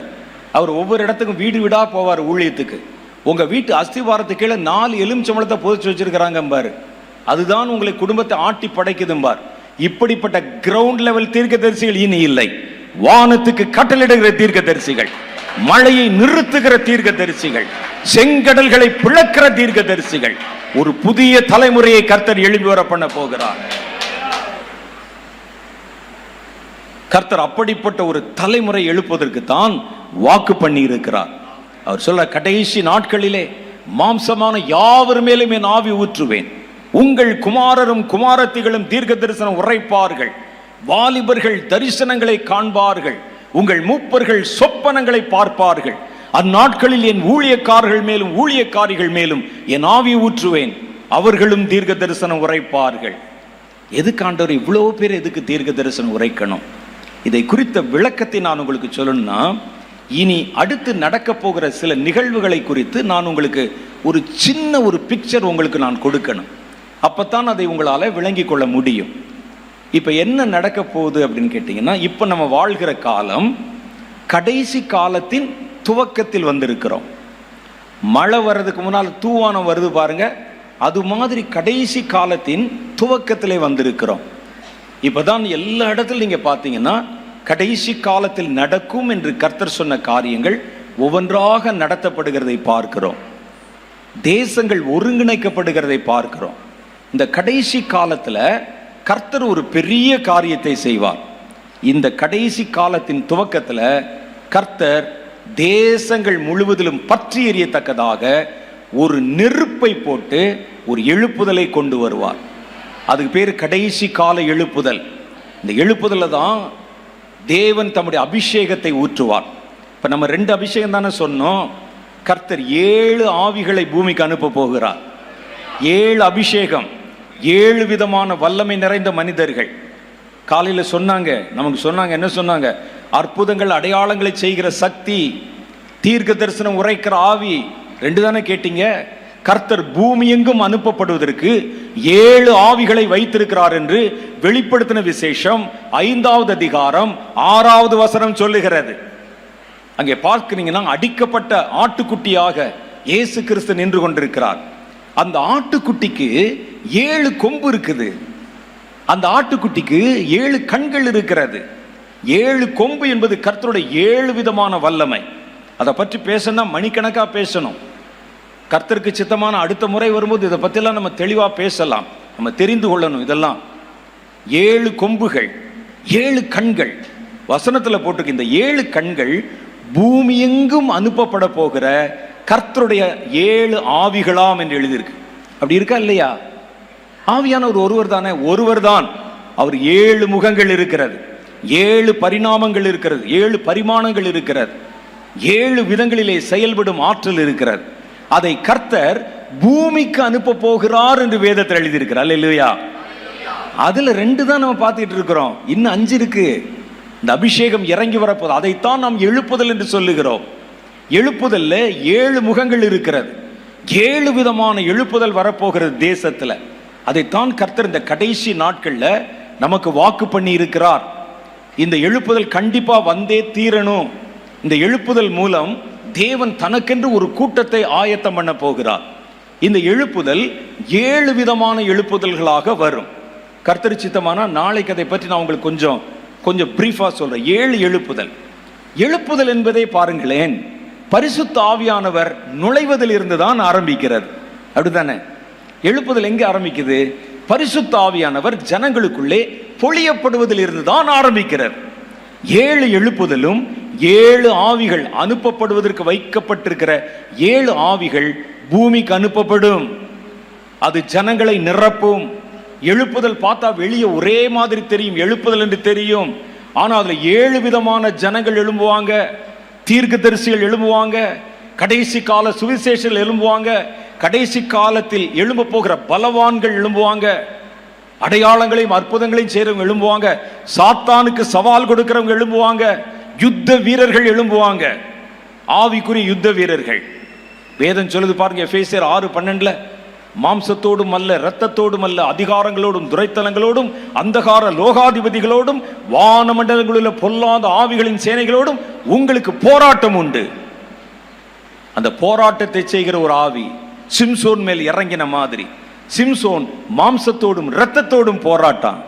ஆனா கர்த்தருடைய வல்லமை இறங்கும் போது இதுவரைக்கும் மறைவிடங்களிலே ஒளிந்திருந்து ஜனங்களை வஞ்சித்த பொல்லாத ஆவிகளின் சேனைகளோட நீங்கள் பட்டயத்தை உருவி போராட போகிறீர்கள். அப்படிப்பட்ட ஒரு தலைமுறை எழுப்போம். இது மாதிரி 7 அபிஷேகத்தை கர்த்தர் வைத்திருக்கிறார். அதுல ஒண்ணுதான் இந்த தீர்க்க தரிசன அபிஷேகம். அப்ப இந்த எழுப்புதல் வரும். இந்த எழுப்புதல் நேரத்தில் பார்த்தீங்கன்னா கர்த்தர் திரளான ஜனங்களை எழுப்புவார். இந்த எழுப்புதல் கர்த்தர் தம்முடைய பிள்ளைகளுக்கு வாக்குத்தத்தம் பண்ணபடி இந்த முறை இந்தியாவிலிருந்து அந்த எழுப்புதல் துவங்க போகிறது. அதான் கர்த்தர் பேசி இருக்கிறார். 1-2 பேர்கிட்ட மாத்திரம் இல்ல, பல தீர்க்கதரிசிகள் இடத்துல பேசி இருக்கிறார். வெளிநாட்டில் இருக்கவங்ககிட்ட எல்லாம் பேசி இருக்கிறார். இந்தியாவில் அந்த எழுப்புதல் துவங்கும். இந்தியாவிலும் அது தென்னிந்தியாவிலிருந்து அந்த எழுப்புதல் துவங்கும். தென்னிந்தியாவிலும் தமிழ்நாட்டிலிருந்து இந்த எழுப்புதல் துவங்கும். இந்த எழுப்புதல் துவங்கி உலகம் முழுவதும் வியாபித்து வரும். நீங்க அதுக்கு அடையாளம் பாருங்க. உலகத்துல எங்க போனாலும் தமிழர்கள் இருப்பாங்க.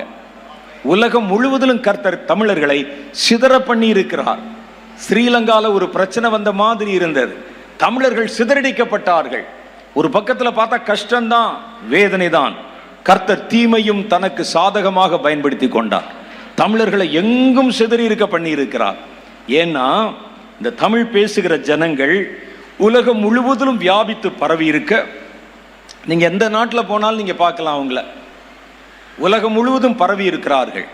கர்த்தர் இங்கே இந்த நெருப்பை பற்ற வைத்த உடனே அது எங்கெங்கெல்லாம் இந்த இனத்தார் இருக்கிறாங்களோ அவர்களுக்குள்ளெல்லாம் பற்றி பிடிக்க ஆரம்பிக்கும். அந்தந்த தேசங்களில் எழுப்புதலுக்கு கர்த்தர் அவர்களை காரணிகளாக பயன்படுத்துவார்.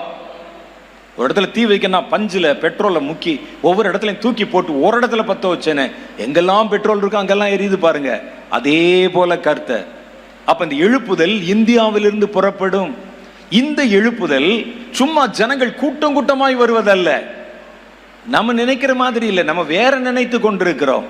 என்ன நினைக்கிறோம்? சபையெல்லாம் நிரம்பிருங்க. அப்படியா? 1000 பேர் இருக்கிற சபையில 10,000 பேர் வரும். அப்படியா? தசம்பம் கொட்டும். ஓ அப்படியா? அதுக்கு இல்ல எழுப்புதல், வேற ஒரு காரணத்துக்கு வருகிறது. கர்த்தர் இந்த எழுப்புதல்ல 7 விதமான எழுப்புதல்களை கொண்டு வருகிறார். இந்த எழுப்புதல் காலம் நடந்து கொண்டிருக்கும் போதே ஒரு கூட்டத்தாரை இப்பவே கர்த்தர் ஒரு கூட்டத்தாரை எழுப்பி இவர்கள் மூலமாக, அதாவது உங்கள் மாதிரி இருக்கிறவங்கள கர்த்தர் பயன்படுத்தி உங்ககிட்ட முதல்ல இந்த அபிஷேகத்தை கொடுத்து இந்த எழுப்புதல் பாத்திரங்களாக உங்களை எழுப்பி கர்த்தர் தேசத்திலே பயன்படுத்த போகிறார். எழுப்புதல் வரும்போது கர்த்தர் உங்கள் ஒவ்வொருவரையும் எழுப்புதலை பயன்படுத்துவார். நீங்க எழும்பி நின்று அந்த எழுப்புதல் ஊழியத்தை செய்யும் போது உங்க ஊழியத்தின் மூலம் திரளான ஜனங்கள் எழுப்பப்படுவார்கள். ஒரு 100 மெழுகுவர்த்தி இருக்குது. 100 மெழுகுவர்த்தி. அந்த 100 மெழுகுவர்த்தியை கொளுத்துவதற்கு எத்தனை தீக்குச்சியை பொருத்துவீர்கள்? நீங்கள் சொல்லுங்க, எத்தனை தீக்குச்சியை பொருத்துவீங்க? 1 பொருத்துவீங்க. அதை ஒரு மெழுகுவர்த்தியில் ஏற்றுவீங்க. அந்த மெழுகுவர்த்தியை வைத்து மீதி 99 மெழுகுவர்த்தியும் பற்றி வைத்து விடுவீர்கள். கர்த்தர் இந்த ஒரு மெழுகுவர்த்திகளைத்தான் இங்கே கொண்டு வந்து வைத்திருக்கிறார். உங்கள் ஒவ்வொருவரை கொண்டும் 1000 10,000 கர்த்தர் கொளுத்த போகிறார். கர்த்தருடைய அபிஷேகம் உங்கள் மேல் இறங்க போகிறது. கர்த்தருடைய நெருப்பு உங்கள் மேலே ஊட்டப்பட போகிறது. உங்களை கர்த்தர் ஒரு மூலதனமாக பயன்படுத்துவார். அப்ப இப்ப கர்த்தர் எழுப்ப போகிற இந்த இவர்களுக்கு பேரு விதைகள் என்று பெயர். நீங்கள் விதைக்கப்படும் போது அந்த எழுப்புதல் திட்டத்துல 1 30 60 100 கனி கொடுக்க போகிறீர்கள். அப்ப நீங்க விதைக்கப்பட்டீங்க. உங்க மூலம் ஒரு பெரிய விளைச்சல் வருகிறது. நீங்க ஒருவேளை கன்வென்ஷன் நடத்துவீங்களோ, கூட்டம் நடத்துவீங்களோ, சுவிசேஷம் அறிவிப்பீங்களோ, சபை நடத்துவீங்களோ நமக்கு தெரியாது. 7 அபிஷேகத்துல கர்த்தர் உங்களை எப்படி பயன்படுத்துகிறாரோ அந்த மாதிரியில கர்த்தர் திரளான ஜனங்களை உங்கள் மூலமாக பிறப்பிக்க பண்ணுவார். அவர்களுக்கு பேரு இந்த விளைச்சல் என்பது. நீங்க விதை, அவர்கள் விளைச்சல். அந்த விளைச்சல் கர்த்தர் எதிர்பார்க்கிற அளவுக்கு குறிப்பிட்ட அளவில் தேசங்களில் பரவுகிற வரைக்கும் இந்த கடைசி காலத்தில் எழுப்பப்பட்ட நீங்கள் கர்த்தருடைய எழுப்புதல் ஊழியத்தை செய்வீங்க. அப்படி நடந்து கொண்டே இருந்து உங்கள் மூலம் கர்த்தர் எதிர்பார்க்கிற அளவுக்கு விளைச்சல் பெருகின உடனே பாருங்க, நான் இப்போ உங்கள்கிட்ட ஒரு சின்ன கேள்வி கேட்கிறேன். ஒரு விதையை போடுறோம், ஒரு தென்னை மரத்துக்கு ஒரு தேங்காயை நடுகிறோம். அந்த மரம் வளர்ந்து விட்டது, கனி கொடுக்க ஆரம்பித்து விட்டது, 100 காய்களுக்கு மேலே காய்த்து விட்டது. உங்களுக்கு ஆசை, அந்த விதை எவ்வளவு வல்லமையான விதையா இருக்கும். ஒரு விதையை போட்டேன், 100 காய் வந்துச்சே, அந்த விதையை இப்போ நான் எடுக்கணும்னு சொல்லி மண்ணை தோண்டி பார்த்தா அந்த விதையை எடுக்க முடியுமா? என்னாகும்? ஒரு நெல் போடுகிறீர்கள், விளைந்து விட்டது, விதையை தேடினா விதை இருக்குமா? என்னாகும்? காணாமல் போய்விடும். நீங்கள் விளைச்சல் கொடுத்த உடனே நீங்களும் காணாமல் போய்விடுவீர்கள். ஆமா, எப்படி தெரியுமா? வேதம் சொல்லுகிறது, அது நடந்து கொண்டிருக்கும் போது ஒரு கூட்டம் பேரு எழும்பி வந்து கொண்டிருக்கும் போது கர்த்தர் அந்த குறிப்பிட்ட அளவில் சீக்கிரமே அது வரும்போது கர்த்தருடைய அந்த எழுப்புதல் திட்டத்தை நீங்க நிறைவேற்றி முடிச்சிருந்தா திடீரென்று ஒரு நாள் இரவிலே ஒரு எக்கால சத்தம் கேட்கும். மற்றவனும் கேட்காது, எல்லா கிறிஸ்தவனும் கேட்காது, ஞானஸ்தானம் எடுத்தவனுக்கு எல்லாருக்கும் கேட்காது, காணிக்கை கொடுக்குறவங்களுக்கு அவங்களுக்கும் கேட்காது. யாருக்கு கேட்குமா? கர்த்தருடைய சித்தத்தை செய்து முடித்தவர்கள், கடைசி காலத்தில் கர்த்தர் வைத்திருந்த சித்தத்தை நிறைவேற்றி முடித்தவர்கள், இவங்க காதுல மாத்திரம் கேட்கும். பக்கத்தில் இருக்கவன் எழுப்புனா கூட அவனுக்கு கேட்காது. எழுப்பி சொல்லுவீங்க, உனக்கு சத்தம் கேட்குதான்னு கேட்பீங்க. 2 பேர் படுக்கையில் இருப்பாங்க, ஒருவன் எடுத்துக்கொள்ளப்படுவான், அப்படித்தானே போட்டிருக்கு. எழுப்பி சொல்லுவீங்க, அவன் சொல்லுவான் உனக்கு வேற வேலையே இல்லை, திருப்பத்தூர் போகாதான்னு சொன்னா போயிட்டு ராத்திரி தூங்க மாட்டாம நீயும் தூங்காம என்னையும் எழுப்பி எக்காலம் கேட்குது, எழுப்புதல் கேட்குதுன்னு என்னை தொந்தரவு பண்ணுகிறாயான்னு சொல்லிட்டு அவன் தூங்கிடுவான். இந்த சத்தம் கேட்கும், உங்களை தூங்க விடாது. நீங்கள் மேலே போய் பார்ப்பீங்க, மாடியிலையோ மொட்டை மாடி இருந்துச்சுன்னா அங்கே போய் பார்ப்பீங்க, என்னடா சத்தம் கேட்குது? வானத்திலிருந்து நீண்ட நெடுந்தொனியார் எக்கால சத்தம். திடீர்னு நீங்க பார்ப்பீங்க, வானத்துல மனிதர்கள் மேலே எழும்பி போய் கொண்டிருப்பாங்க. யார் அப்படின்னு கேட்டா, கல்லறைகள் திறக்கப்பட்டு கர்த்தருக்குள் மரித்த பரிசுத்தவான்கள். எல்லா பரிசுத்தவான்களும் இல்லை. நீங்க கல்வெட்டில் பரிசுத்தவான் போட்டாலாம் எந்திரிக்காது. அது உண்மையிலேயே பரிசுத்தவானா இருக்கணும், உண்மையிலேயே கர்த்தருக்குன்னு ஊழியம் செஞ்சிருக்கணும், கர்த்தருக்குன்னு விளைச்சல்களை கொடுத்திருக்கணும். அவர்கள் கல்லறைகள் திறந்து அவர்கள் யாவரும் உயிரோட வானத்துக்கு எடுத்துக் கொள்ளப்படுவார்கள். அல்லேலூயா. அதை நீங்க பார்த்து ஆச்சரியப்படும் போதே ஒரு இமைப்பொழுதிலே, ஒரு நொடி பொழுதிலே உங்களுக்குள்ள ஒரு சிலிர்ப்பு உண்டாகும். நீங்களும் வானத்தை நோக்கி உயிரோடு எடுத்துக்கொண்டு போகப்படுவீர்கள். அதுதான் நடக்கும். அதுதான் அந்த விதை காணாம போறது. அந்த விதைகள் காணாமல் போய்விடும். கர்த்தர் அவைகளை எடுத்துக்கொண்டு போய் விடுவார். அவைகள் வானத்துக்கு எடுத்துக்கொள்ளப்படும். வேதம் அதை குறித்து சொல்லுகிறது. 1 தெசலோனிக்கேயரின் புஸ்தகம் 4வது அதிகாரம் 15, 16, 17 வசனங்கள்ல படிச்சு பாருங்க. முதல்ல வானத்தில் நெடுந்தொனியா எக்காலம் ஒலிக்கும். அப்பொழுது கிறிஸ்துவுக்குள் மரித்தவர்கள் முதலாவது உயிரோடு எழும்பிருப்பார்கள். அப்பொழுது உயிருள்ளவர்களாகிய நாமும் வானத்திலே அவரை எதிர்கொண்டு போக புறப்படுவோம். அப்படின்னு என்ன அர்த்தம்? இயேசு பூமிக்கு வரமாட்டார், எதிர்கொண்டு நீங்கள் தான் வானத்துக்கு போவீங்க. இயேசு வானத்திலிருந்து இறங்கி மத்திய வானத்தில் நிற்பார், நீங்க பூமியிலிருந்து ஏறி மத்திய வானத்துக்கு போவீங்க, இயேசுவை சந்திப்பீர்கள். எப்படி இருக்கும்?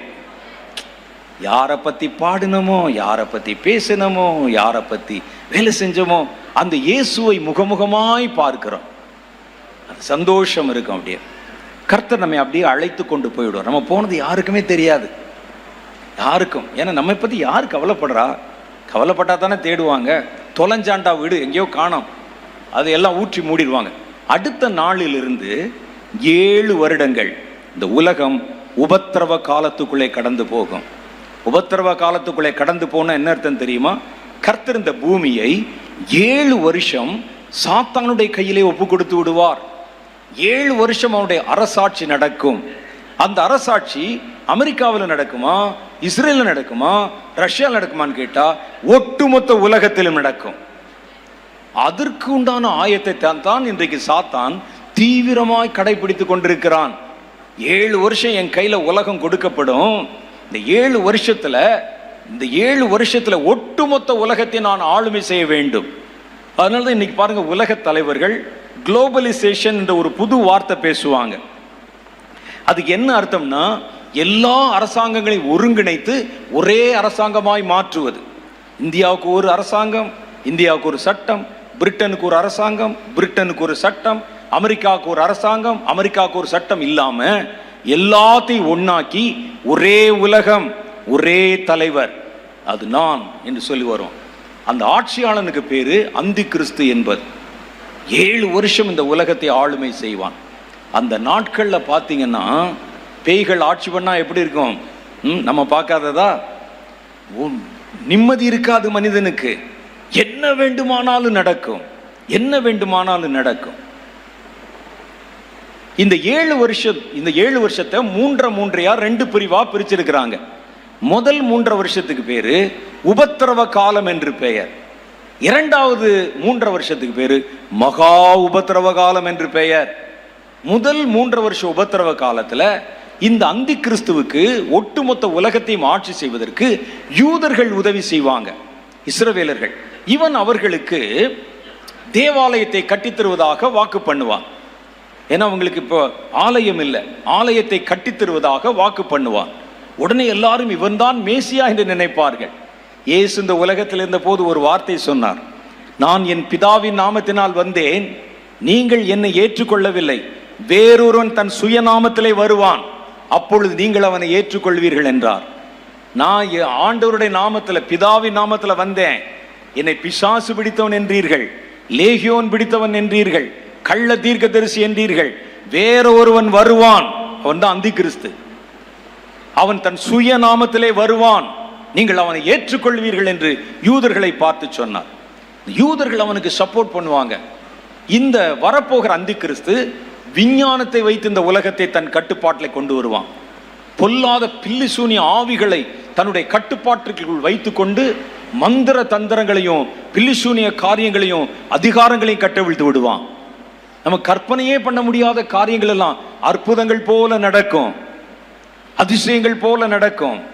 விஞ்ஞானத்தை வைத்து ஒரு பக்கம், இன்னொரு பக்கம் பார்த்தா பொல்லாத ஆவிகளை பாதாளத்திலிருந்து எழும்பி வர பண்ணி, குறி சொல்லுகிற ஆவிகள், பில்லி சூனிய ஆவிகள், கொலை வெறியின் ஆவிகள், இந்த ஆவிகளை எல்லாம் கொண்டு வந்து ஜனங்களை மிரள பண்ணுவான்.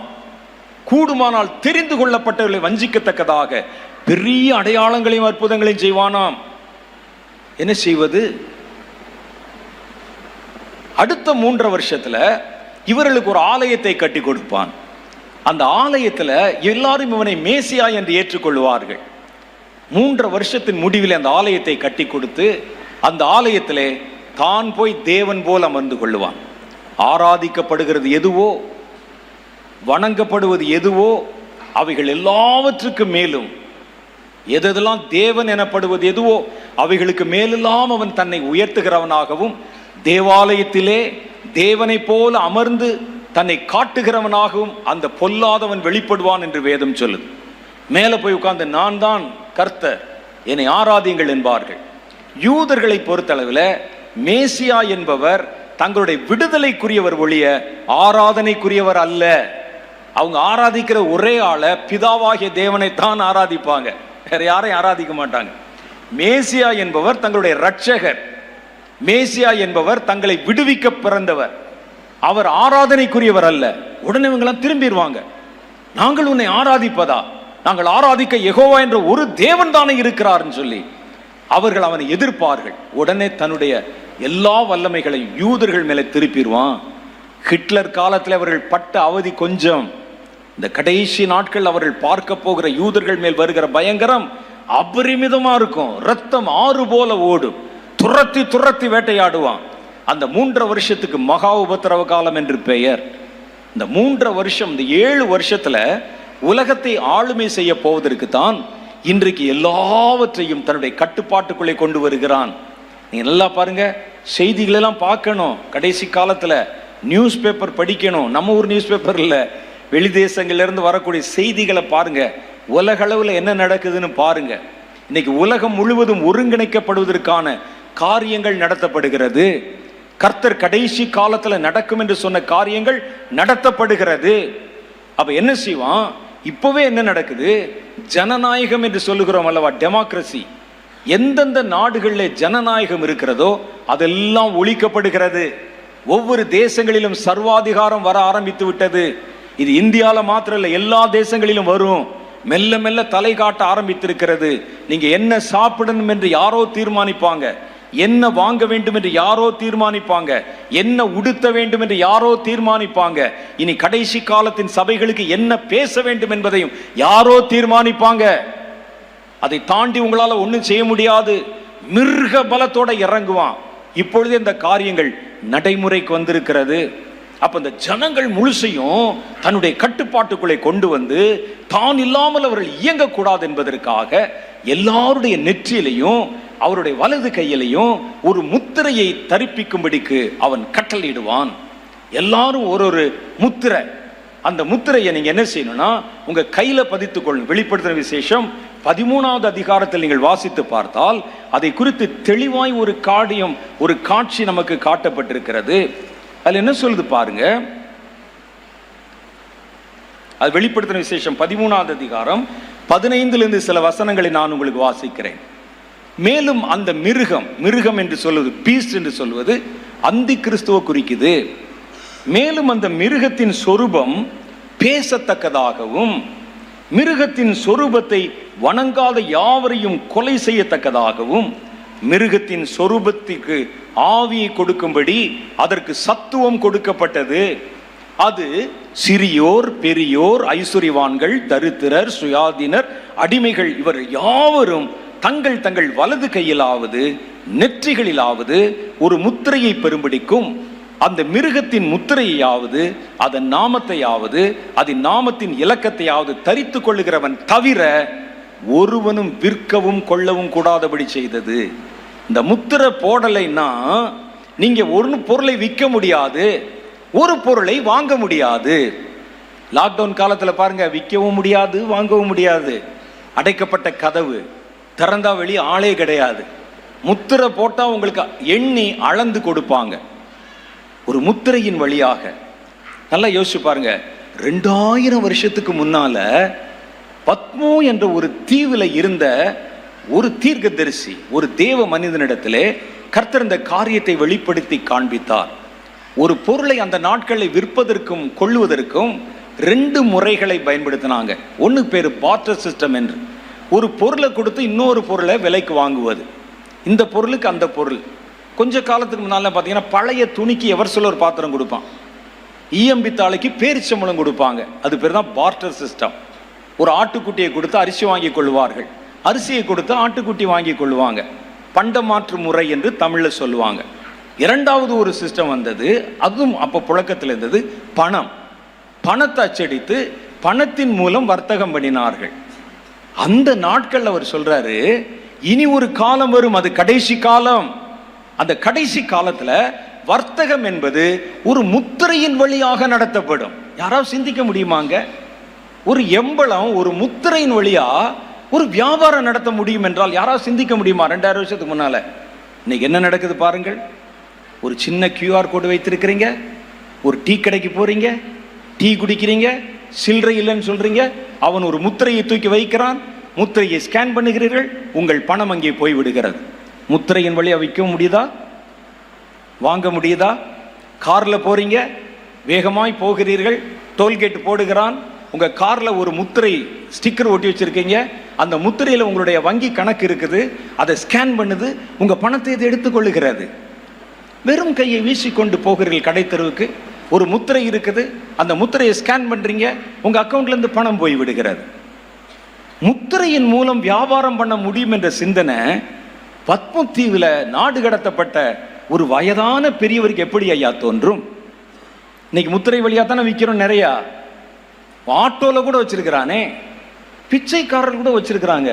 சென்னையில் போய் பார்த்தீங்கன்னா இந்த கோடம்பாக்கம் பிரிட்ஜ் இது மேலே, அந்த ஃப்ளைஓவர் மேலே, அண்டர் கிரவுண்டில் வச்சிருக்கிறாங்க. சில்லறை இல்லைப்பா, பரவாயில்ல சாமி, நம்மகிட்ட QR கோடுக்கு போட்டு போங்க, ஜிபே இருக்குங்கிறான். எப்படி இருக்கும்? வந்துருச்சுல்ல. ஒரு சின்ன தெருவில் விற்கிறவர் கூட, காய்கறி விற்கிறவர் கூட எடுத்து வச்சிடறாரு. முத்திரையின் வழியாக ஒரு பொருள் விற்கிறோம், ஒரு பொருள் வாங்குகிறோம், பணத்தை போடுகிறோம், பணத்தை எடுக்கிறோம், பணமே இல்லாமல் வர்த்தகம் பண்ணுகிறோம். இது யதார்த்தமாய் நடந்த ஒன்று அல்ல, திட்டமிட்டு நடத்தப்படுகிற ஒரு சதிவலை. இனி கொஞ்சம் கொஞ்சமா காசை ஒழிச்சிருவாங்க, டிஜிட்டல் முறை என்று கொண்டு வருவார்கள், முத்திரைகளை மையப்படுத்துவாங்க. ஜனங்கள் எல்லாம் இதை வாங்கினால்தான், கட்டுப்படுத்தப்பட்டால்தான் நீங்கள் ஒரு பொருளை வாங்க முடியும். ஒரு ஆபீஸ்ல வேலை பார்த்தா அந்த முத்திரைக்குள்ள தான் உன் சம்பளத்தை கொடுப்பான்.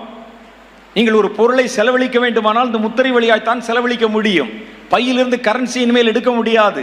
இப்பவே நம்ம கையில கரன்சி கிடையாது, கார்டு சிஸ்டம் வந்தது, முத்திரை வந்தது. இதை அன்றே வேதம் சொல்லி இருக்கிறது. ஆகவேதான் வேதம் வேதம் தான் என்று சொல்லுகிறோம். வேதத்தின் வசனங்கள் சத்தியம், சமூலமும் சத்தியம் என்று சொல்லுகிறோம். விளையாட்டுக்கு சொல்லப்பட்டதல்ல இது. வேதத்துல சொல்லப்பட்ட ஒவ்வொன்றும் நம் கண்கள் காண நிறைவேறி வருகிறதை பார்க்கிறோம்.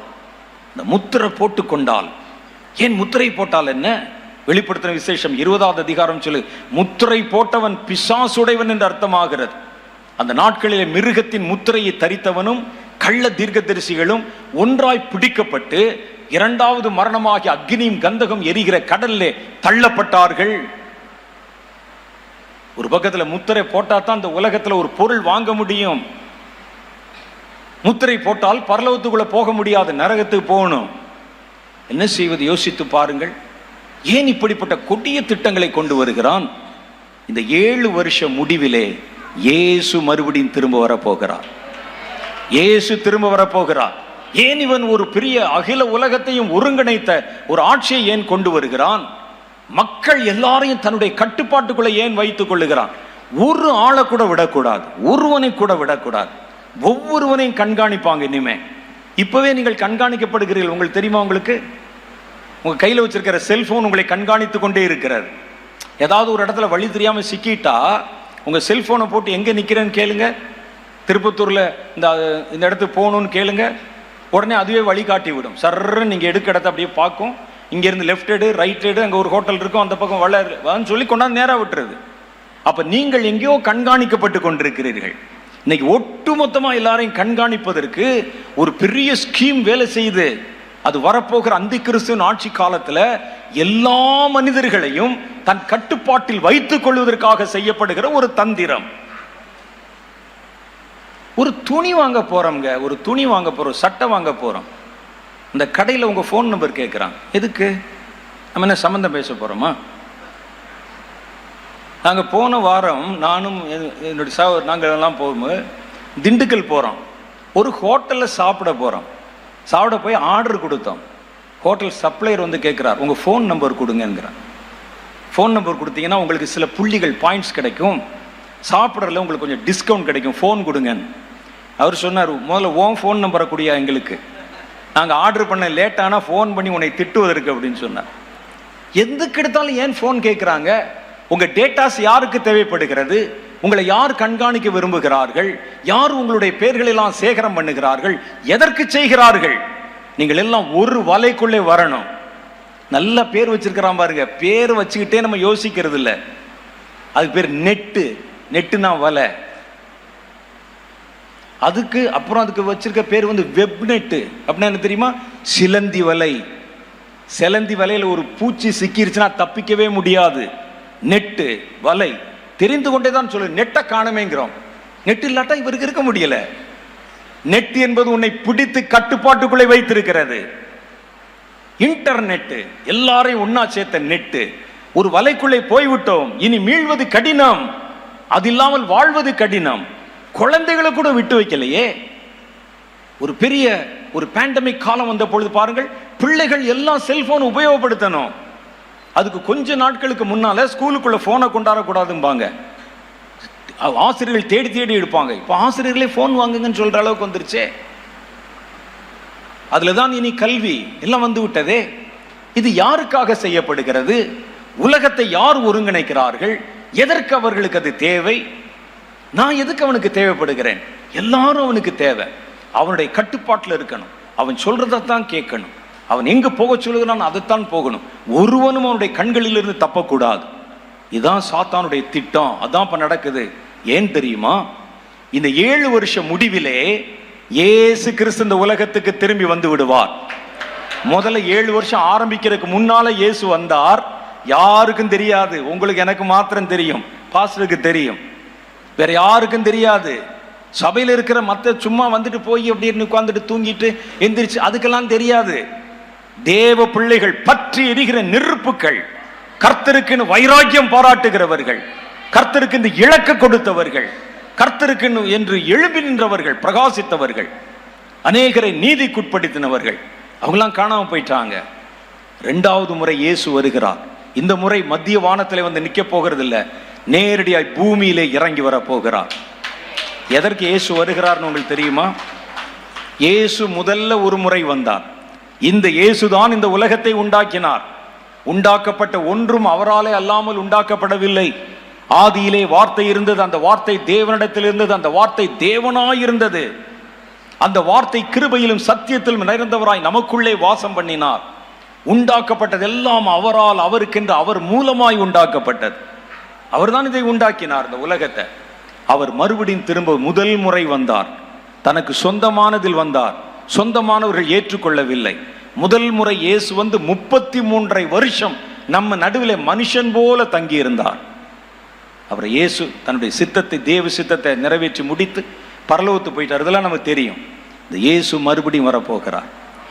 இந்த முறை ஒரு ஏழை தச்சன் வீட்டில் அல்ல, ஒரு சின்ன கூட்டத்துக்கு மாத்திரம் தெரிஞ்ச மாதிரி அல்ல, 33 வருஷம் மாத்திரம் இருக்கிறதுக்கு அல்ல.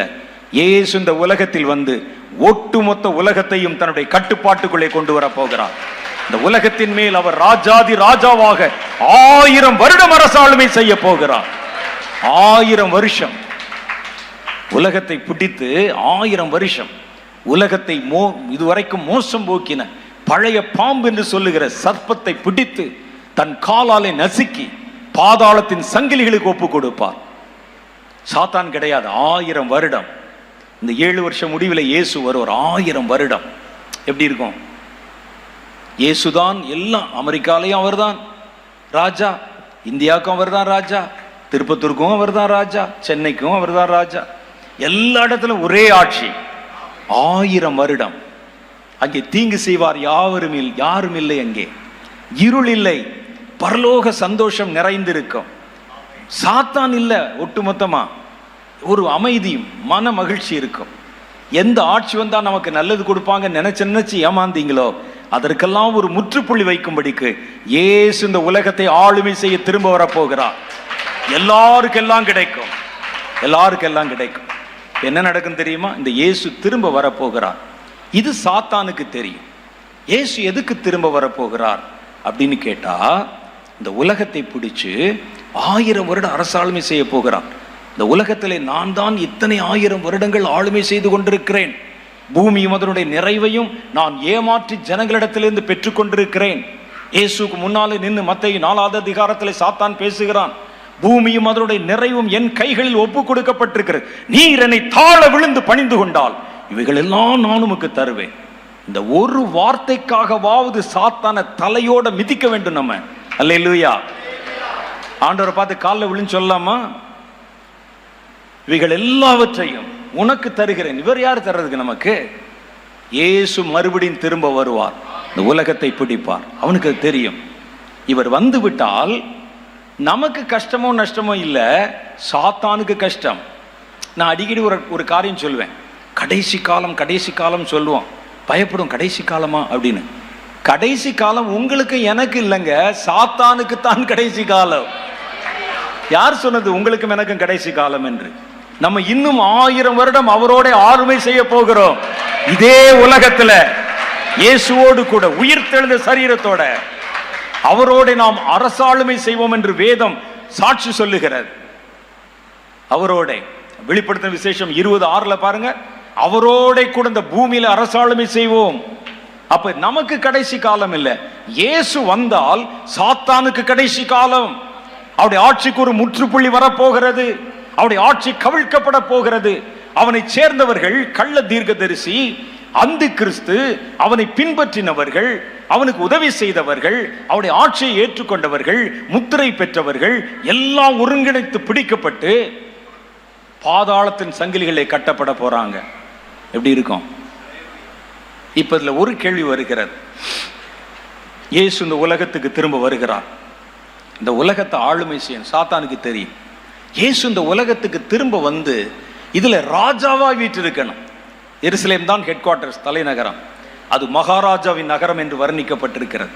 அங்குதான் ஒரு சிங்காசனத்தை ஸ்தாபிப்பார். சாத்தானுக்கு என்னன்னா, ஒருவர் ஆட்சி அமைக்க வேண்டுமானால் அவருக்கு என்ன தேவை என்று நினைக்கிறீர்கள்? அவருக்கு ஒரு இராணுவம் வேணும், படை வேணும், ஜனம் வேணும், காசு வேணும், சிங்காசனம் வேணும். எல்லாவற்றுக்கும் மேல ஆளுமை செய்வதற்கு ஜனங்கள் வேண்டும். ஜனங்கள் இல்லாட்டா அவர் என்ன ராஜா? நீங்கள் நான் தான் ராஜான்னு சொல்லிக்கிறேன். ஆட்சி செய்யறதுக்கு ஜனங்கள் வேணும் இல்ல? அந்த ஜனங்களுக்கு எங்கே போவது? சாத்தான் என்ன செய்கிறான்? 7 வருஷம் முடிவிலே இயேசு வரப்போகிறார். அந்த 7 வருஷமும் என் கையில தான் ஒட்டுமொத்த உலகம் கொடுக்கப்படுகிறது. இந்த ஜனங்கள் என் கையில தான் இருப்பாங்க. இதுல ஒருத்தனை கூட விடாதபடிக்கு என் கட்டுப்பாட்டில் வைத்து கொண்டால் இயேசு திரும்பி வரும்போது அவர் ஆளுமை செய்வதற்கு இந்த பூமியில ஆளே இருக்க மாட்டாங்க. யார் இருப்பா? நாமெல்லாம் உயிர்த்தெழுந்த சரீரத்தோட உயிர்த்தெழுந்து போயிட்டோம், வானத்துக்குரிய மேனி அடைந்து விட்டோம். நம்ம இல்ல, பூமியில் இருக்கிற உயிரோடு இருக்கிற மனிதர்கள் வேணுமே. என்ன செய்வது? அப்ப இந்த மனிதர்களை விட்டு கொடுத்தால் தானே இயேசு வர முடியும். இல்லாவிட்டால் இயேசு வந்து பார்க்கிறார். அவனுடைய கற்பனை. இயேசு வானத்தில் வந்து பார்க்கிறார். எல்லாரும் முத்திரையை போட்டு சுத்திட்டு இருக்கிறாங்க. இந்த கையில 2 முத்திரை, அந்த கையில 2 முத்திரை. சாத்தானை ஆராதித்து கொண்டிருக்கிறார்கள். இப்ப நம்ம இறங்கினா வெறும் உலகத்தை தான் பிடிக்க முடியும். கட்டாந்தரையும் மரங்களையும் கல்லையும் மண்ணையும் மாத்திரமா ஒரு ராஜா ஆளுமை செய்ய முடியும்? அவர் ஆளுமை செய்வதற்கு உயிருள்ள மனிதர்கள் வேண்டுமே. இந்த மனிதர்களுக்கு எங்க போறது?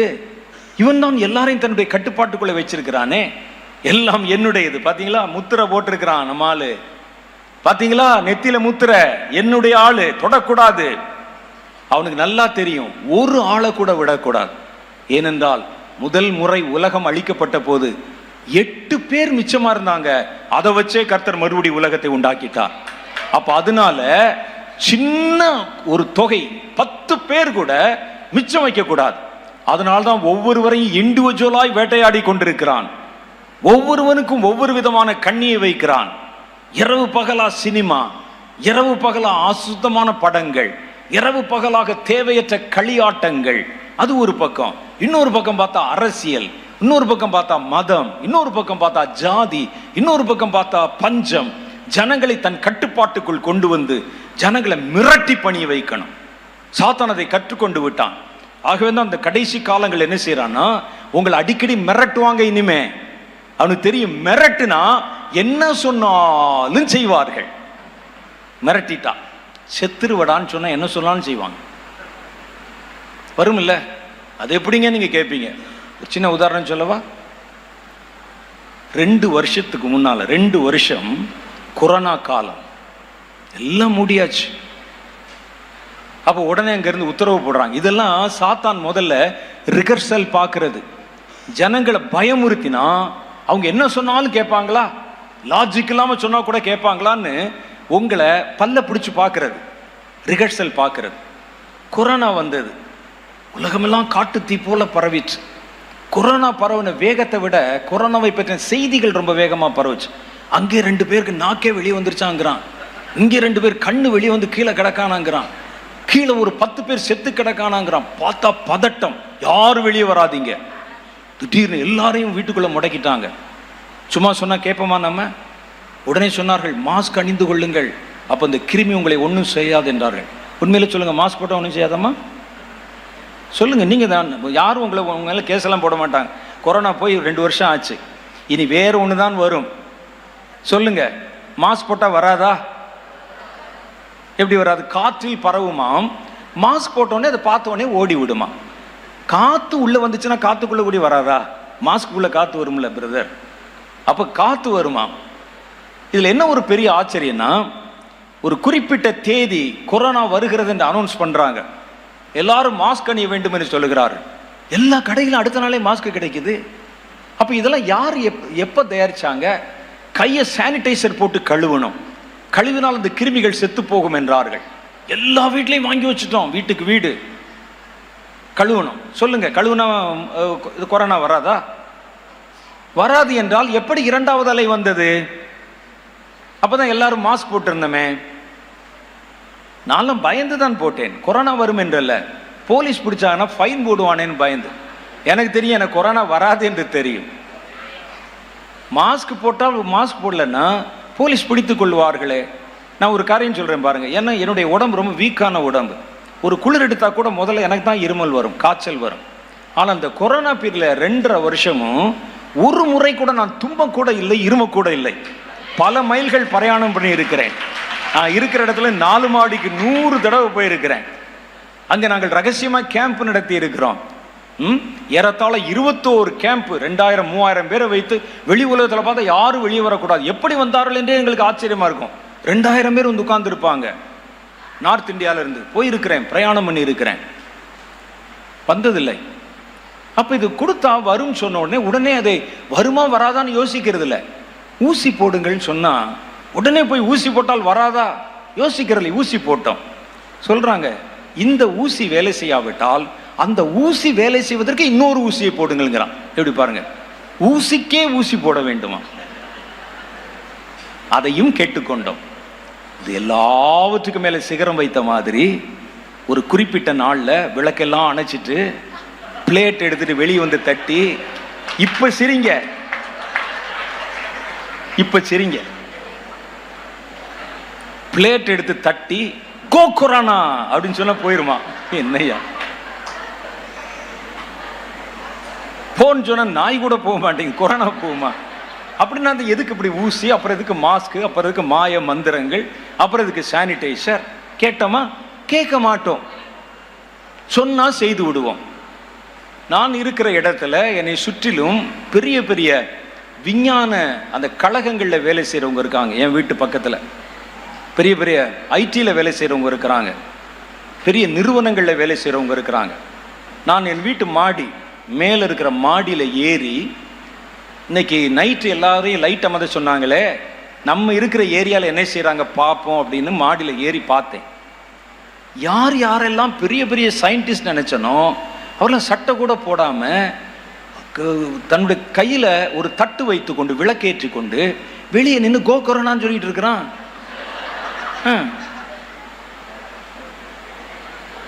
பயந்தால் நீங்கள் என்ன வேணாலும் செய்வீங்கல்ல, அதே தான் சாத்தானுக்கு வேணும்.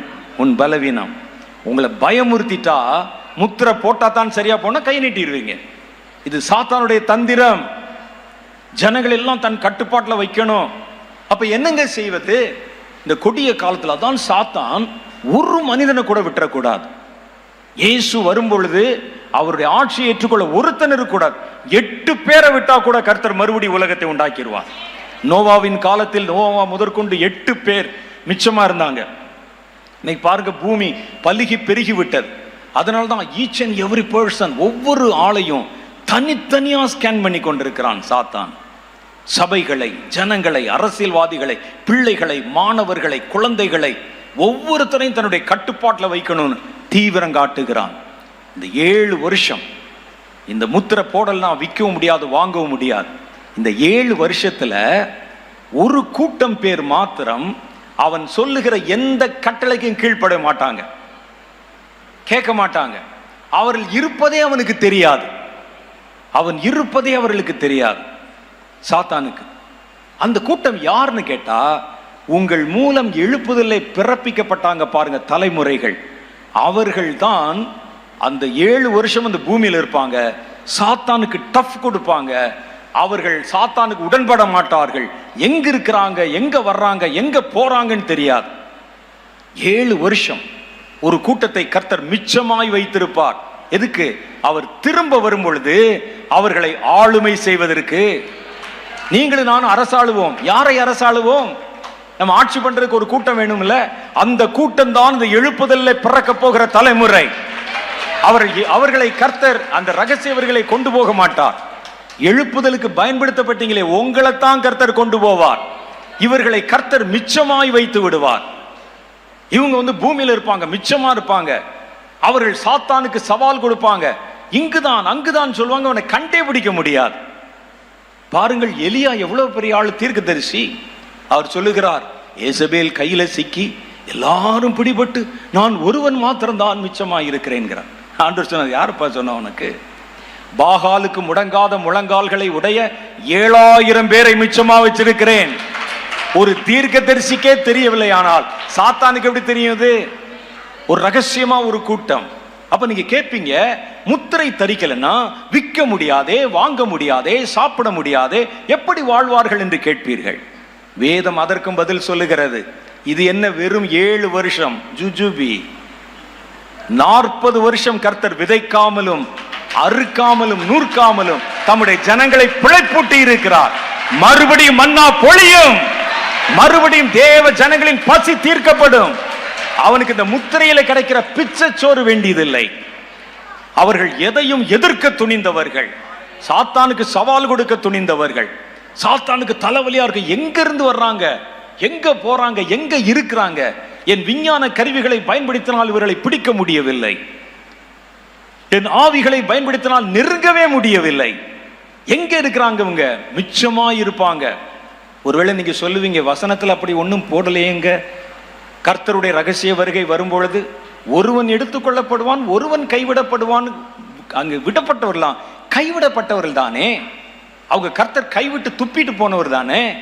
அப்போ அவங்க எப்படி அந்த பரலோகத்துக்கு வருவாங்க அப்படின்னு கேட்கலாம். கைவிடப்பட்டவர்களை பற்றி இங்கே பேசல. இதை தாண்டி 3வது ஒரு கூட்டம் இருக்கிறது.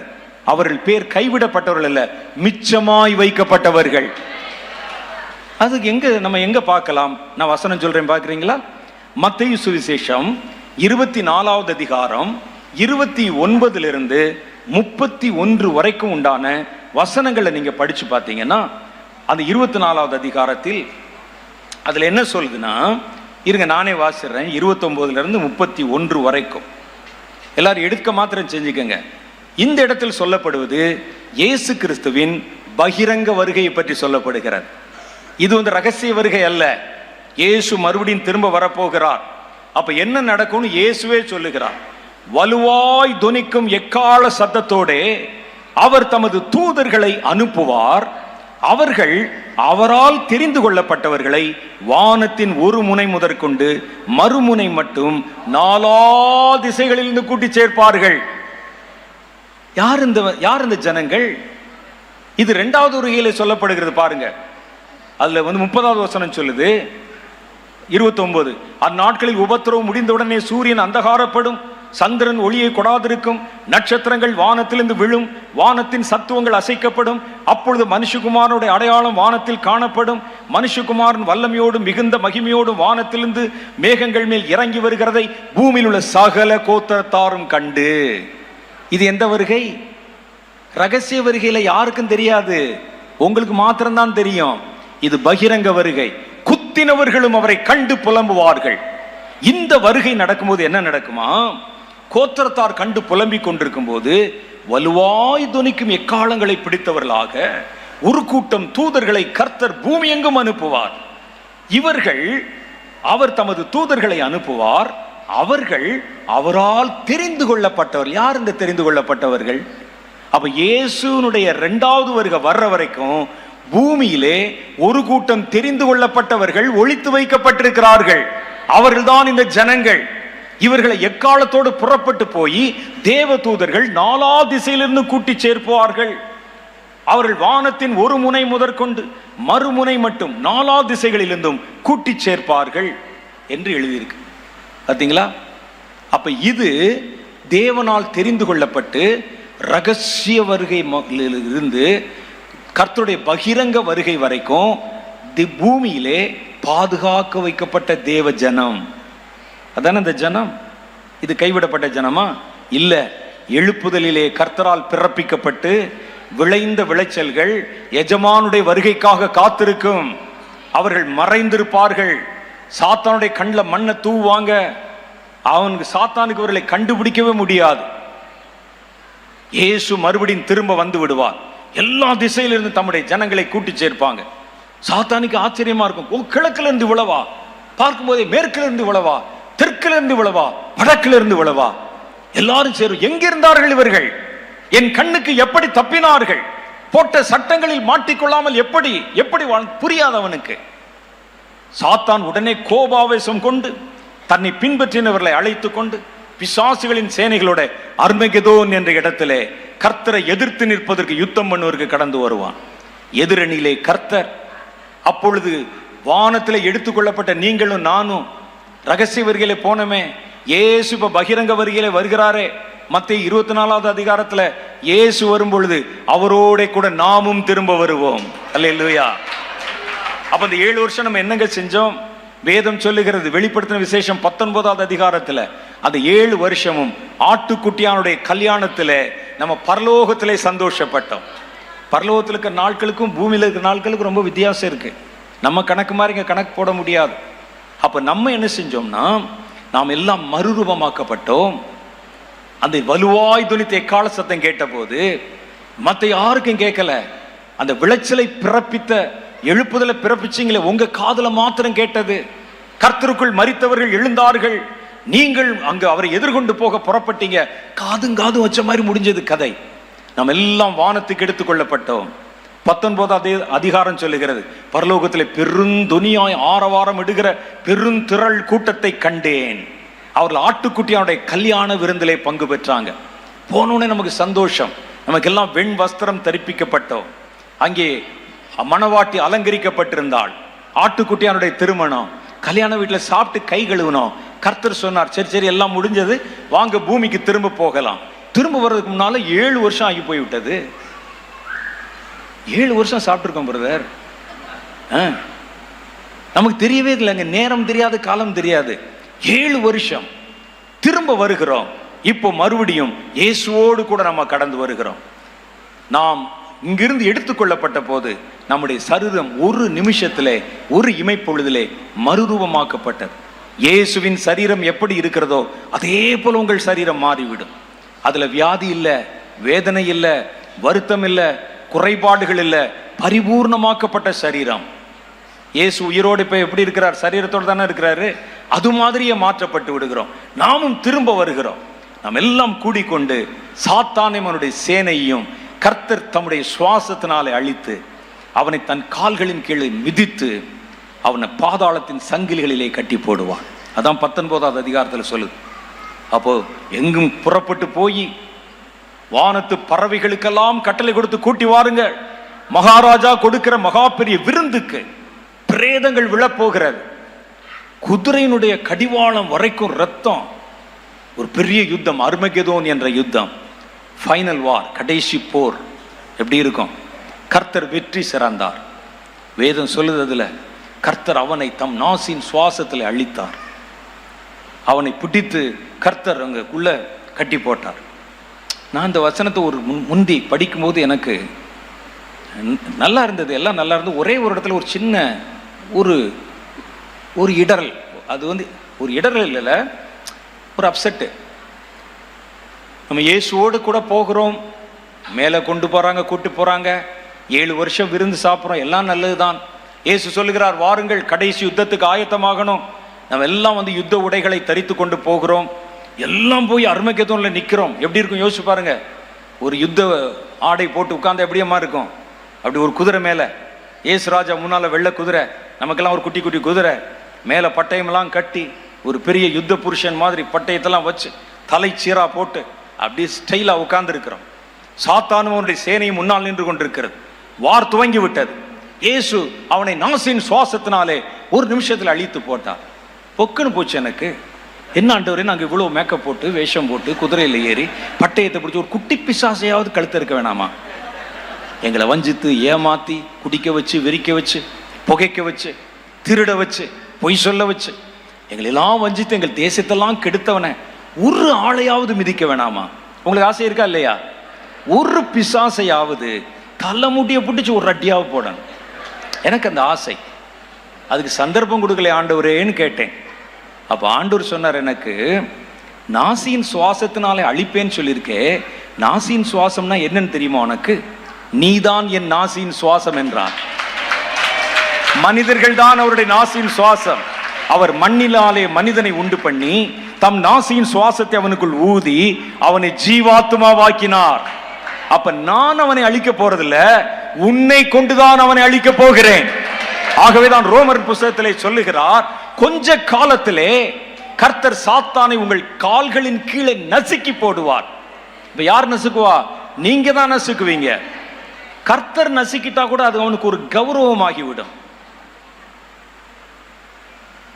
நான் வெட்டுப்பட்டாலும் கர்த்தருடைய கையில எல்லாம் வெட்டுப்பட்டேன்னு போய் உள்ள பெருமை பேசிட்டு இருப்பான். அதனால கர்த்தர் வெட்டுறது இல்ல, உங்களை என்னை அனுப்பித்தான் சாத்தானுடைய தலையை நசுக்க போகிறார். அல்லேலூயா.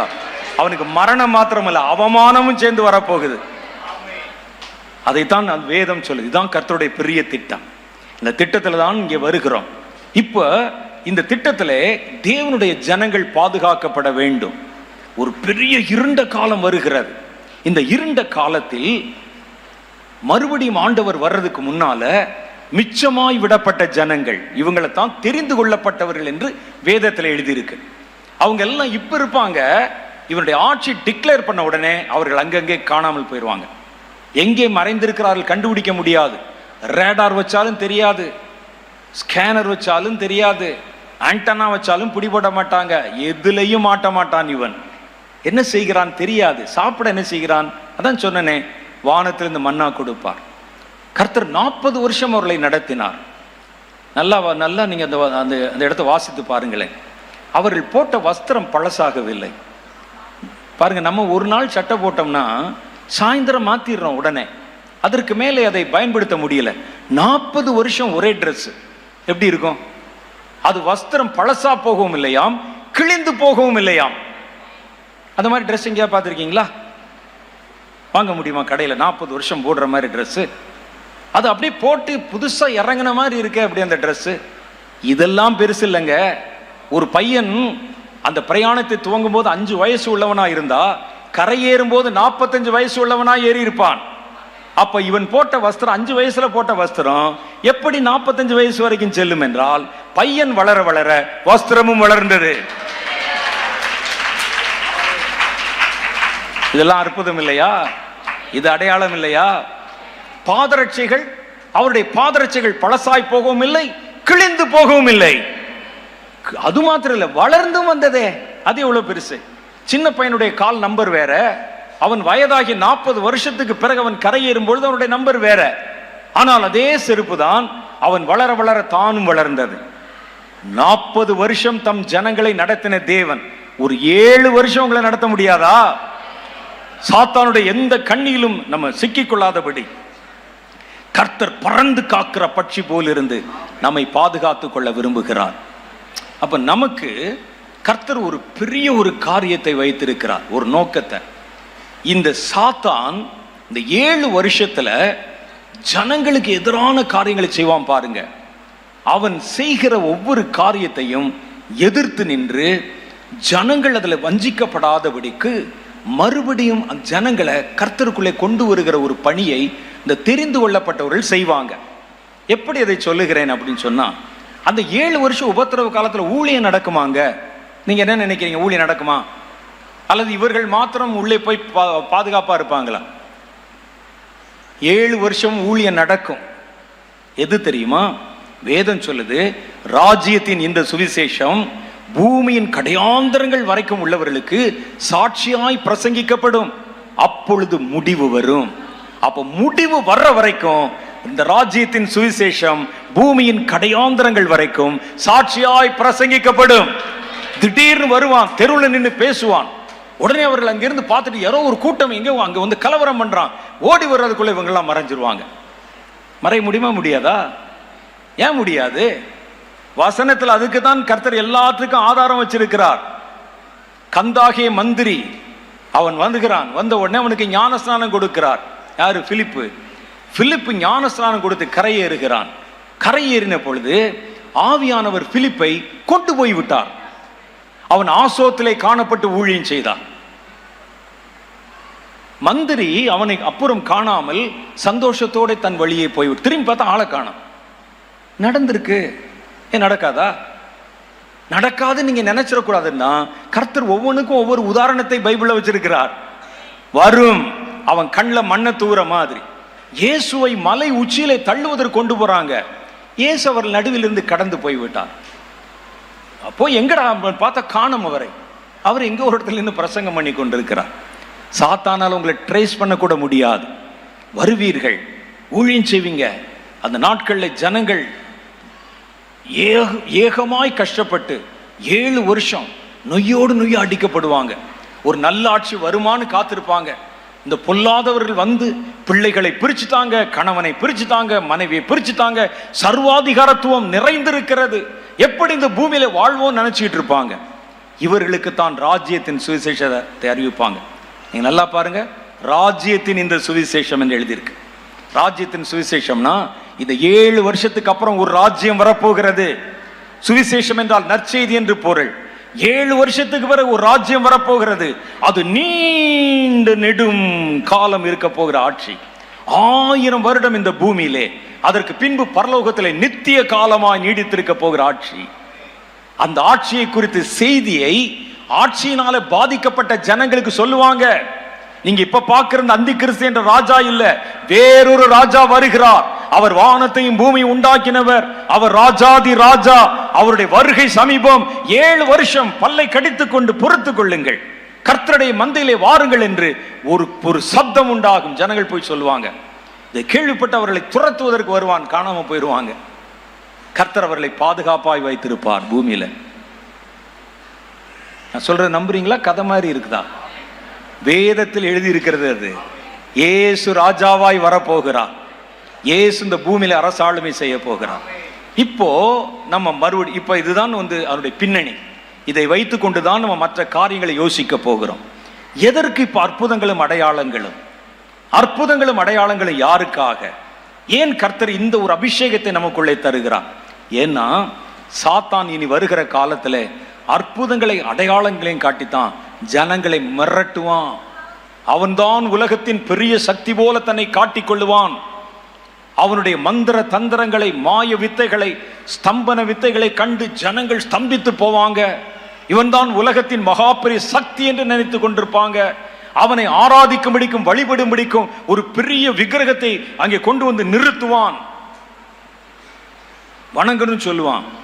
இந்த நேரத்தில் அவனுடைய வல்லமைகளை விழுங்குகிற மாதிரி, அவைகளை அவமாக்குகிற மாதிரி, மோசேயின் காலத்தில் அவனுடைய கைக்கோல் எகிப்து மந்திரவாதிகளின் கைக்கோலை விழுங்கினதை போல சாத்தானுடைய மந்திர தந்திரங்களை விழுங்கும்படி கர்த்தர் ஒரு யௌவன சந்ததி எழுப்புவார்.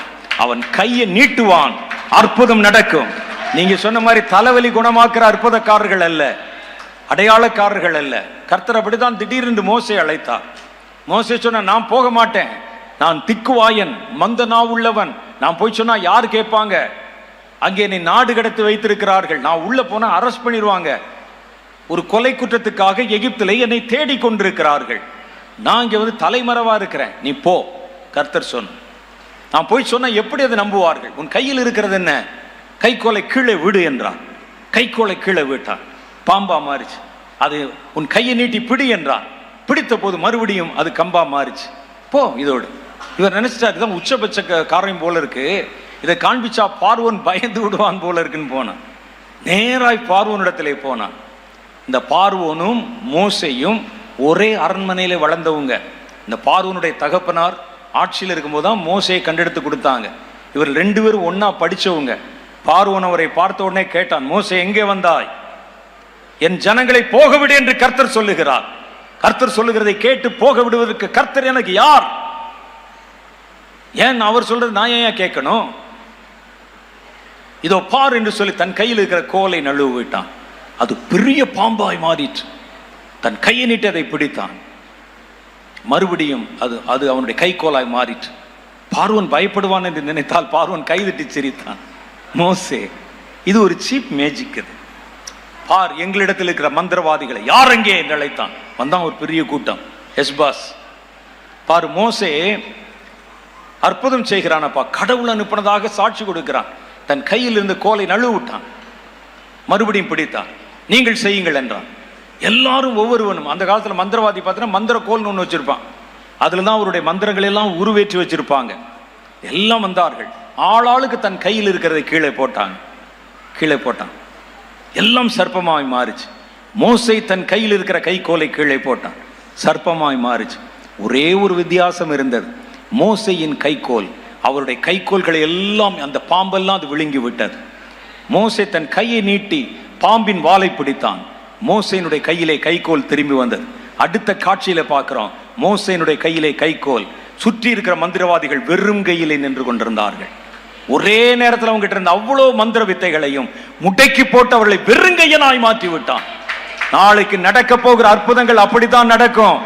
சபையிலே வித்தை காட்டுறதுக்கு அல்ல, தேவனுடைய பிள்ளைகளை சுகமாக்குவதற்கு மாத்திரமல்ல, சாத்தானுடைய கையில் இருக்கிறத பறிக்கணும், அதை வெறுமையாக்கணும், அவன் தன்னுடைய எல்லாவற்றையும் இழந்து விட்டு நிற்கணும். தாவீது வெறுங்கையாய் தான் கடந்து போனான். அவன் கையில பட்டயம் இல்லாதிருந்தது. கோலியாத்தின் பட்டயத்தை எடுத்து கோலியாத்தின் தலையை வெட்டினான். அங்கதான் தேவனுடைய பிள்ளை நிமிர்ந்து நிற்கிறான். சாத்தானுடைய தந்திரங்கள் அடுத்த சீன்ல பார்க்கிறோம். எல்லாரும் வெறுங்கையை பிசைந்து கொண்டு நிற்கிறாங்க. மோசே எந்த சேதம் இல்லாமல் கைக்கோலை பிடித்து கொண்டிருக்கிறான். எப்படி இருக்கும்? இதேதான் நாளைக்கு நடக்க போகிறது. சாத்தான் மந்திரவாதிகளை உங்கள் மூலம் செய்கிற அடையாளங்கள் மூலம் சாத்தான் கடைசி காலத்தில் அற்புதங்களை பெறுகிற ஆற்றலையும் சக்தியும் பெறுவானே. அந்தி கிறிஸ்துவுக்கு வலு சிற்பமாகிய பிசாசு தான் இதுவரைக்கும் பெற்றிருந்த எல்லா அதிகாரங்களையும் அவன் கையில கொடுத்ததாம். கள்ள தீர்க்கதரிசி தன்னுடைய மந்திர ஆதிக்கங்களை அல்லது சக்தியை அவன் கையில கொடுத்தானாமே, எல்லாம் பெற்றுக் கொண்டிருக்கிறான்.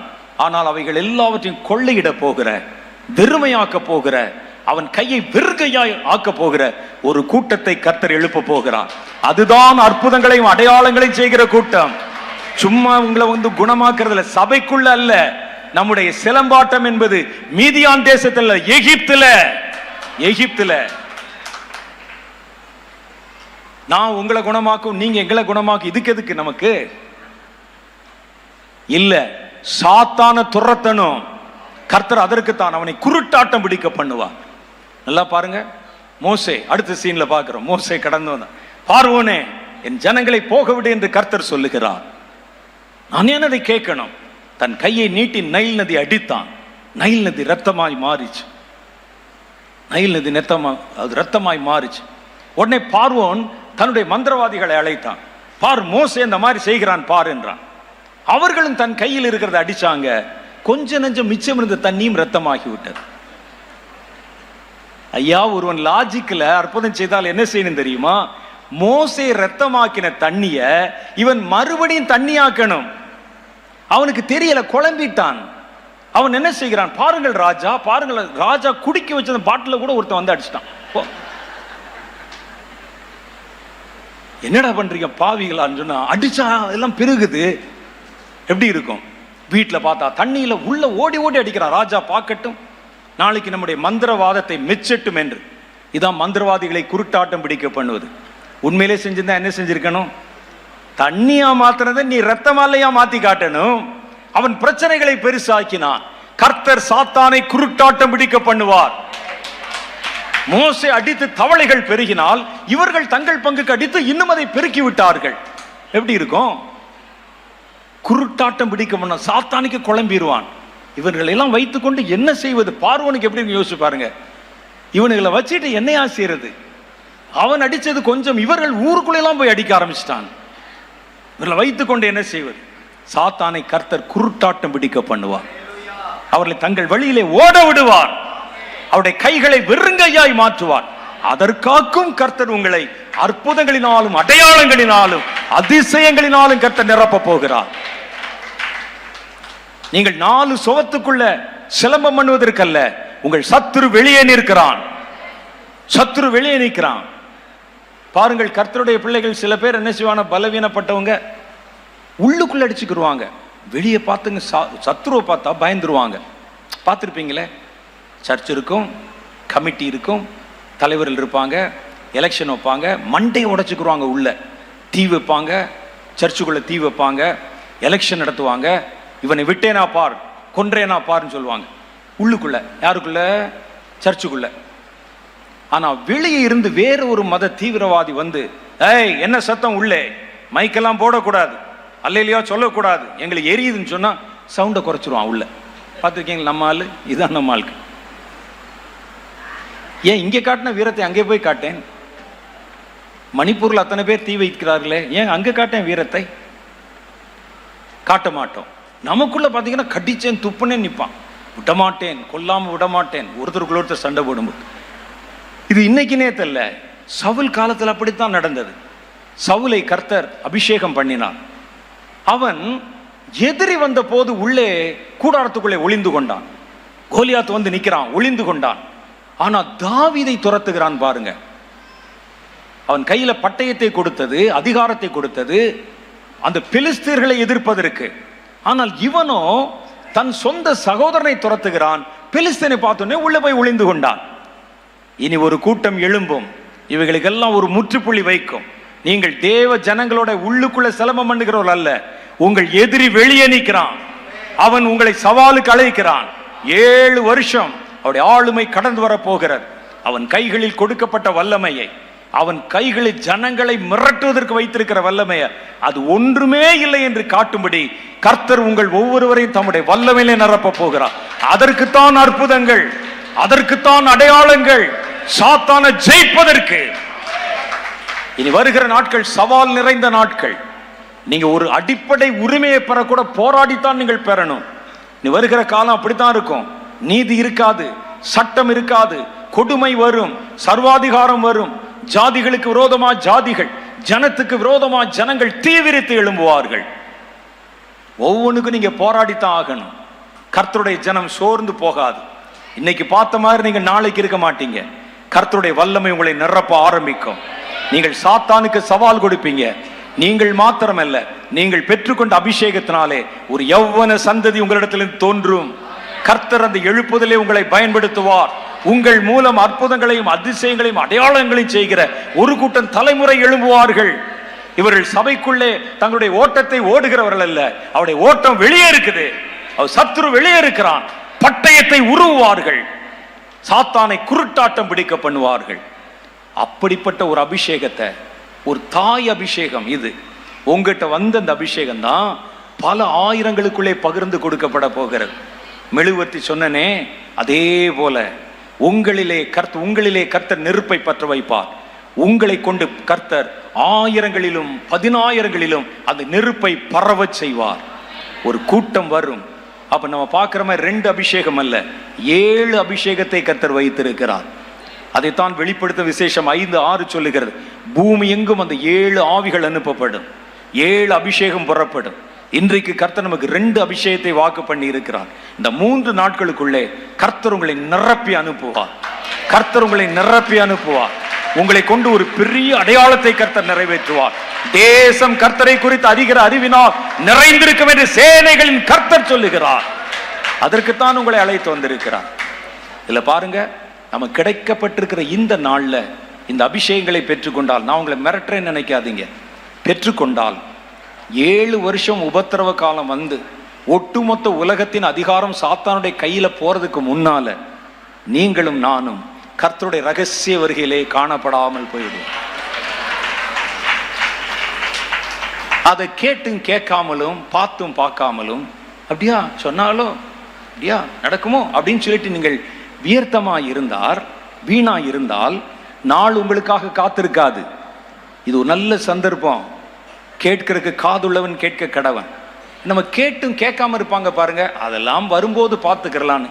இவர்கள் தான் கர்த்தருடைய ரகசிய வருகிற நேரத்துல கனியும் கொடுக்காம, கர்த்தருடைய ஊழியத்தையும் செய்யாம கைவிடப்பட்டவர்களாய் போய்விடுவார்கள்.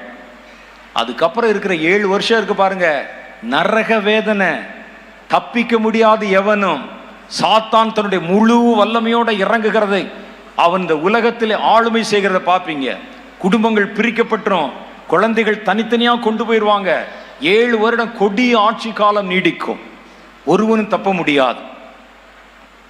ஆகவேதான் இன்றைக்கு அணுகிற காலம், இன்றைக்கு ரட்சணிய நாள்.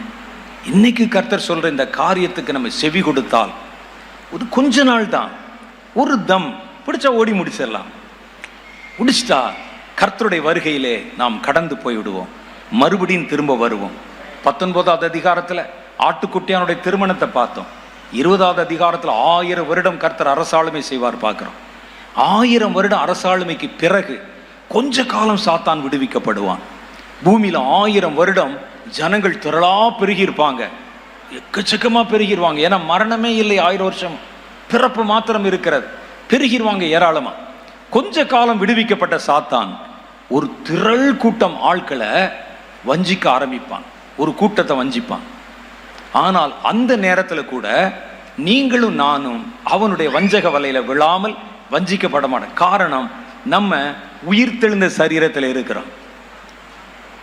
அப்ப இயேசுவோடு கூட திரும்ப வந்தமே, இயேசு இந்த உலகத்தை பிடித்து கொண்டாரே, மிச்சமாய் தெரிந்து கொள்ளப்பட்டவர்களை 4 திசையில கூட்டி சேர்த்தாங்களே, தன்னுடைய ஆட்சி அமைப்பார் கர்த்தர். அந்த ஆட்சியிலே கர்த்தர் உங்கள் ஒவ்வொருவரையும் தம்மோடு கூட இருந்து ஆளுமை செய்கிற ஆட்சியாளர்களாய் மாற்றுவார். அதான் வேதம் சொல்லுது. 20வது அதிகாரத்தில் பாருங்க, அவரோடு கூட அவர்கள் அரசாளுமை செய்வார்கள். அரசாளுமை செய்வோம். விட்டோம், அவ்வளவுதான் நம்முடைய வாழ்க்கை. இனி கொஞ்ச காலம்தான். சாத்தானும் தீவிரப்படுகிறான், பார்த்தாலே தெரியுது. கர்த்தரும் தீவிரப்படுகிறார். எதை தேர்வு செய்கிறோம் என்பது உங்க கையில் இருக்குது. ஏன்னா உங்க ஆத்துமா உங்களுக்கு விலையேற பெற்றது. கர்த்தர் இன்னைக்கு நீங்க ஒரு வார்த்தை ஊன் சொன்னா தம்முடைய வல்லமையில நிரப்பி அந்த மகாபெரிய எழுப்புதலை உங்களை ஒரு கருவியாக பயன்படுத்த போகிறார். அதைத்தான் அவங்க சொன்னாங்க. நீங்க குணமாகிறதுக்கு மாத்திரம் அல்ல, நீங்கள் மற்றவர்களை விடுதலை செய்வதற்கு, மற்றவர்களை எழுப்புவதற்கு, மற்றவர்களை கர்த்தருக்குள் நிலைநிறுத்துவதற்கு கர்த்தர் இன்றைக்கு உங்களுடைய தலையில தம்முடைய வல்லமையின் நெருப்பை இறங்க பண்ண போகிறார். மெழுகுவர்த்திகள் போல நீங்கள் கொழுந்து விட்டு எறிய போறீங்க. 1 1000ஐயும் 1,00,000ஐயும் தொட போகிறது. நம்ம எல்லாம் எழுந்து நின்று ஜெபம் பண்ண போறோம். நாளைக்கு இன்னும் வேறு புதிய காரியங்களை பற்றி சொல்ல போறேன். Thank you Jesus, thank you Jesus. எதற்கு இந்த அபிஷேகம் அவசியம் பாருங்க. எல்லாம் எந்திரிச்சு நில்லுங்க பார்க்கலாம். வேகமா வேகமா வேகமா, கொஞ்ச நேரம் தான்.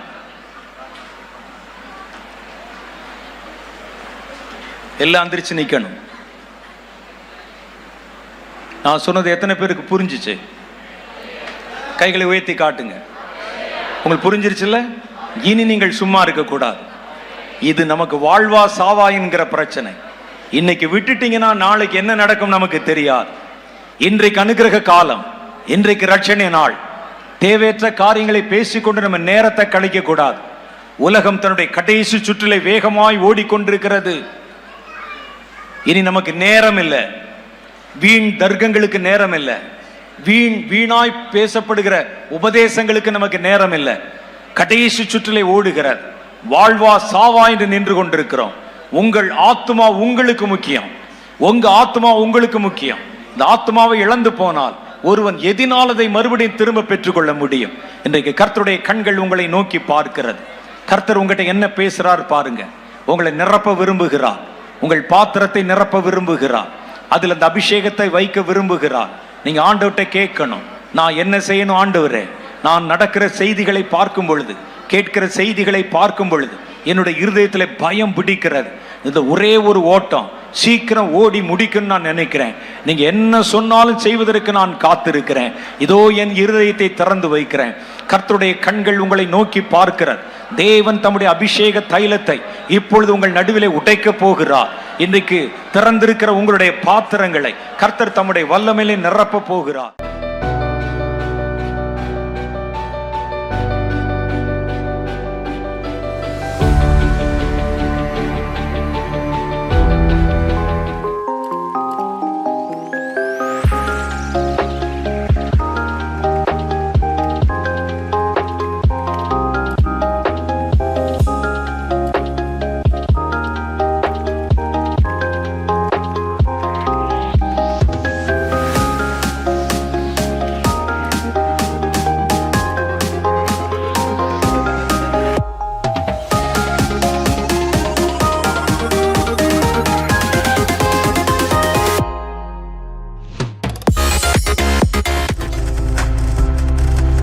நீங்கள் பார்த்து கொண்டிருப்பது உங்கள் ஜாய் டிவி. உங்கள் துக்கம் சந்தோஷமாய் மாறும்.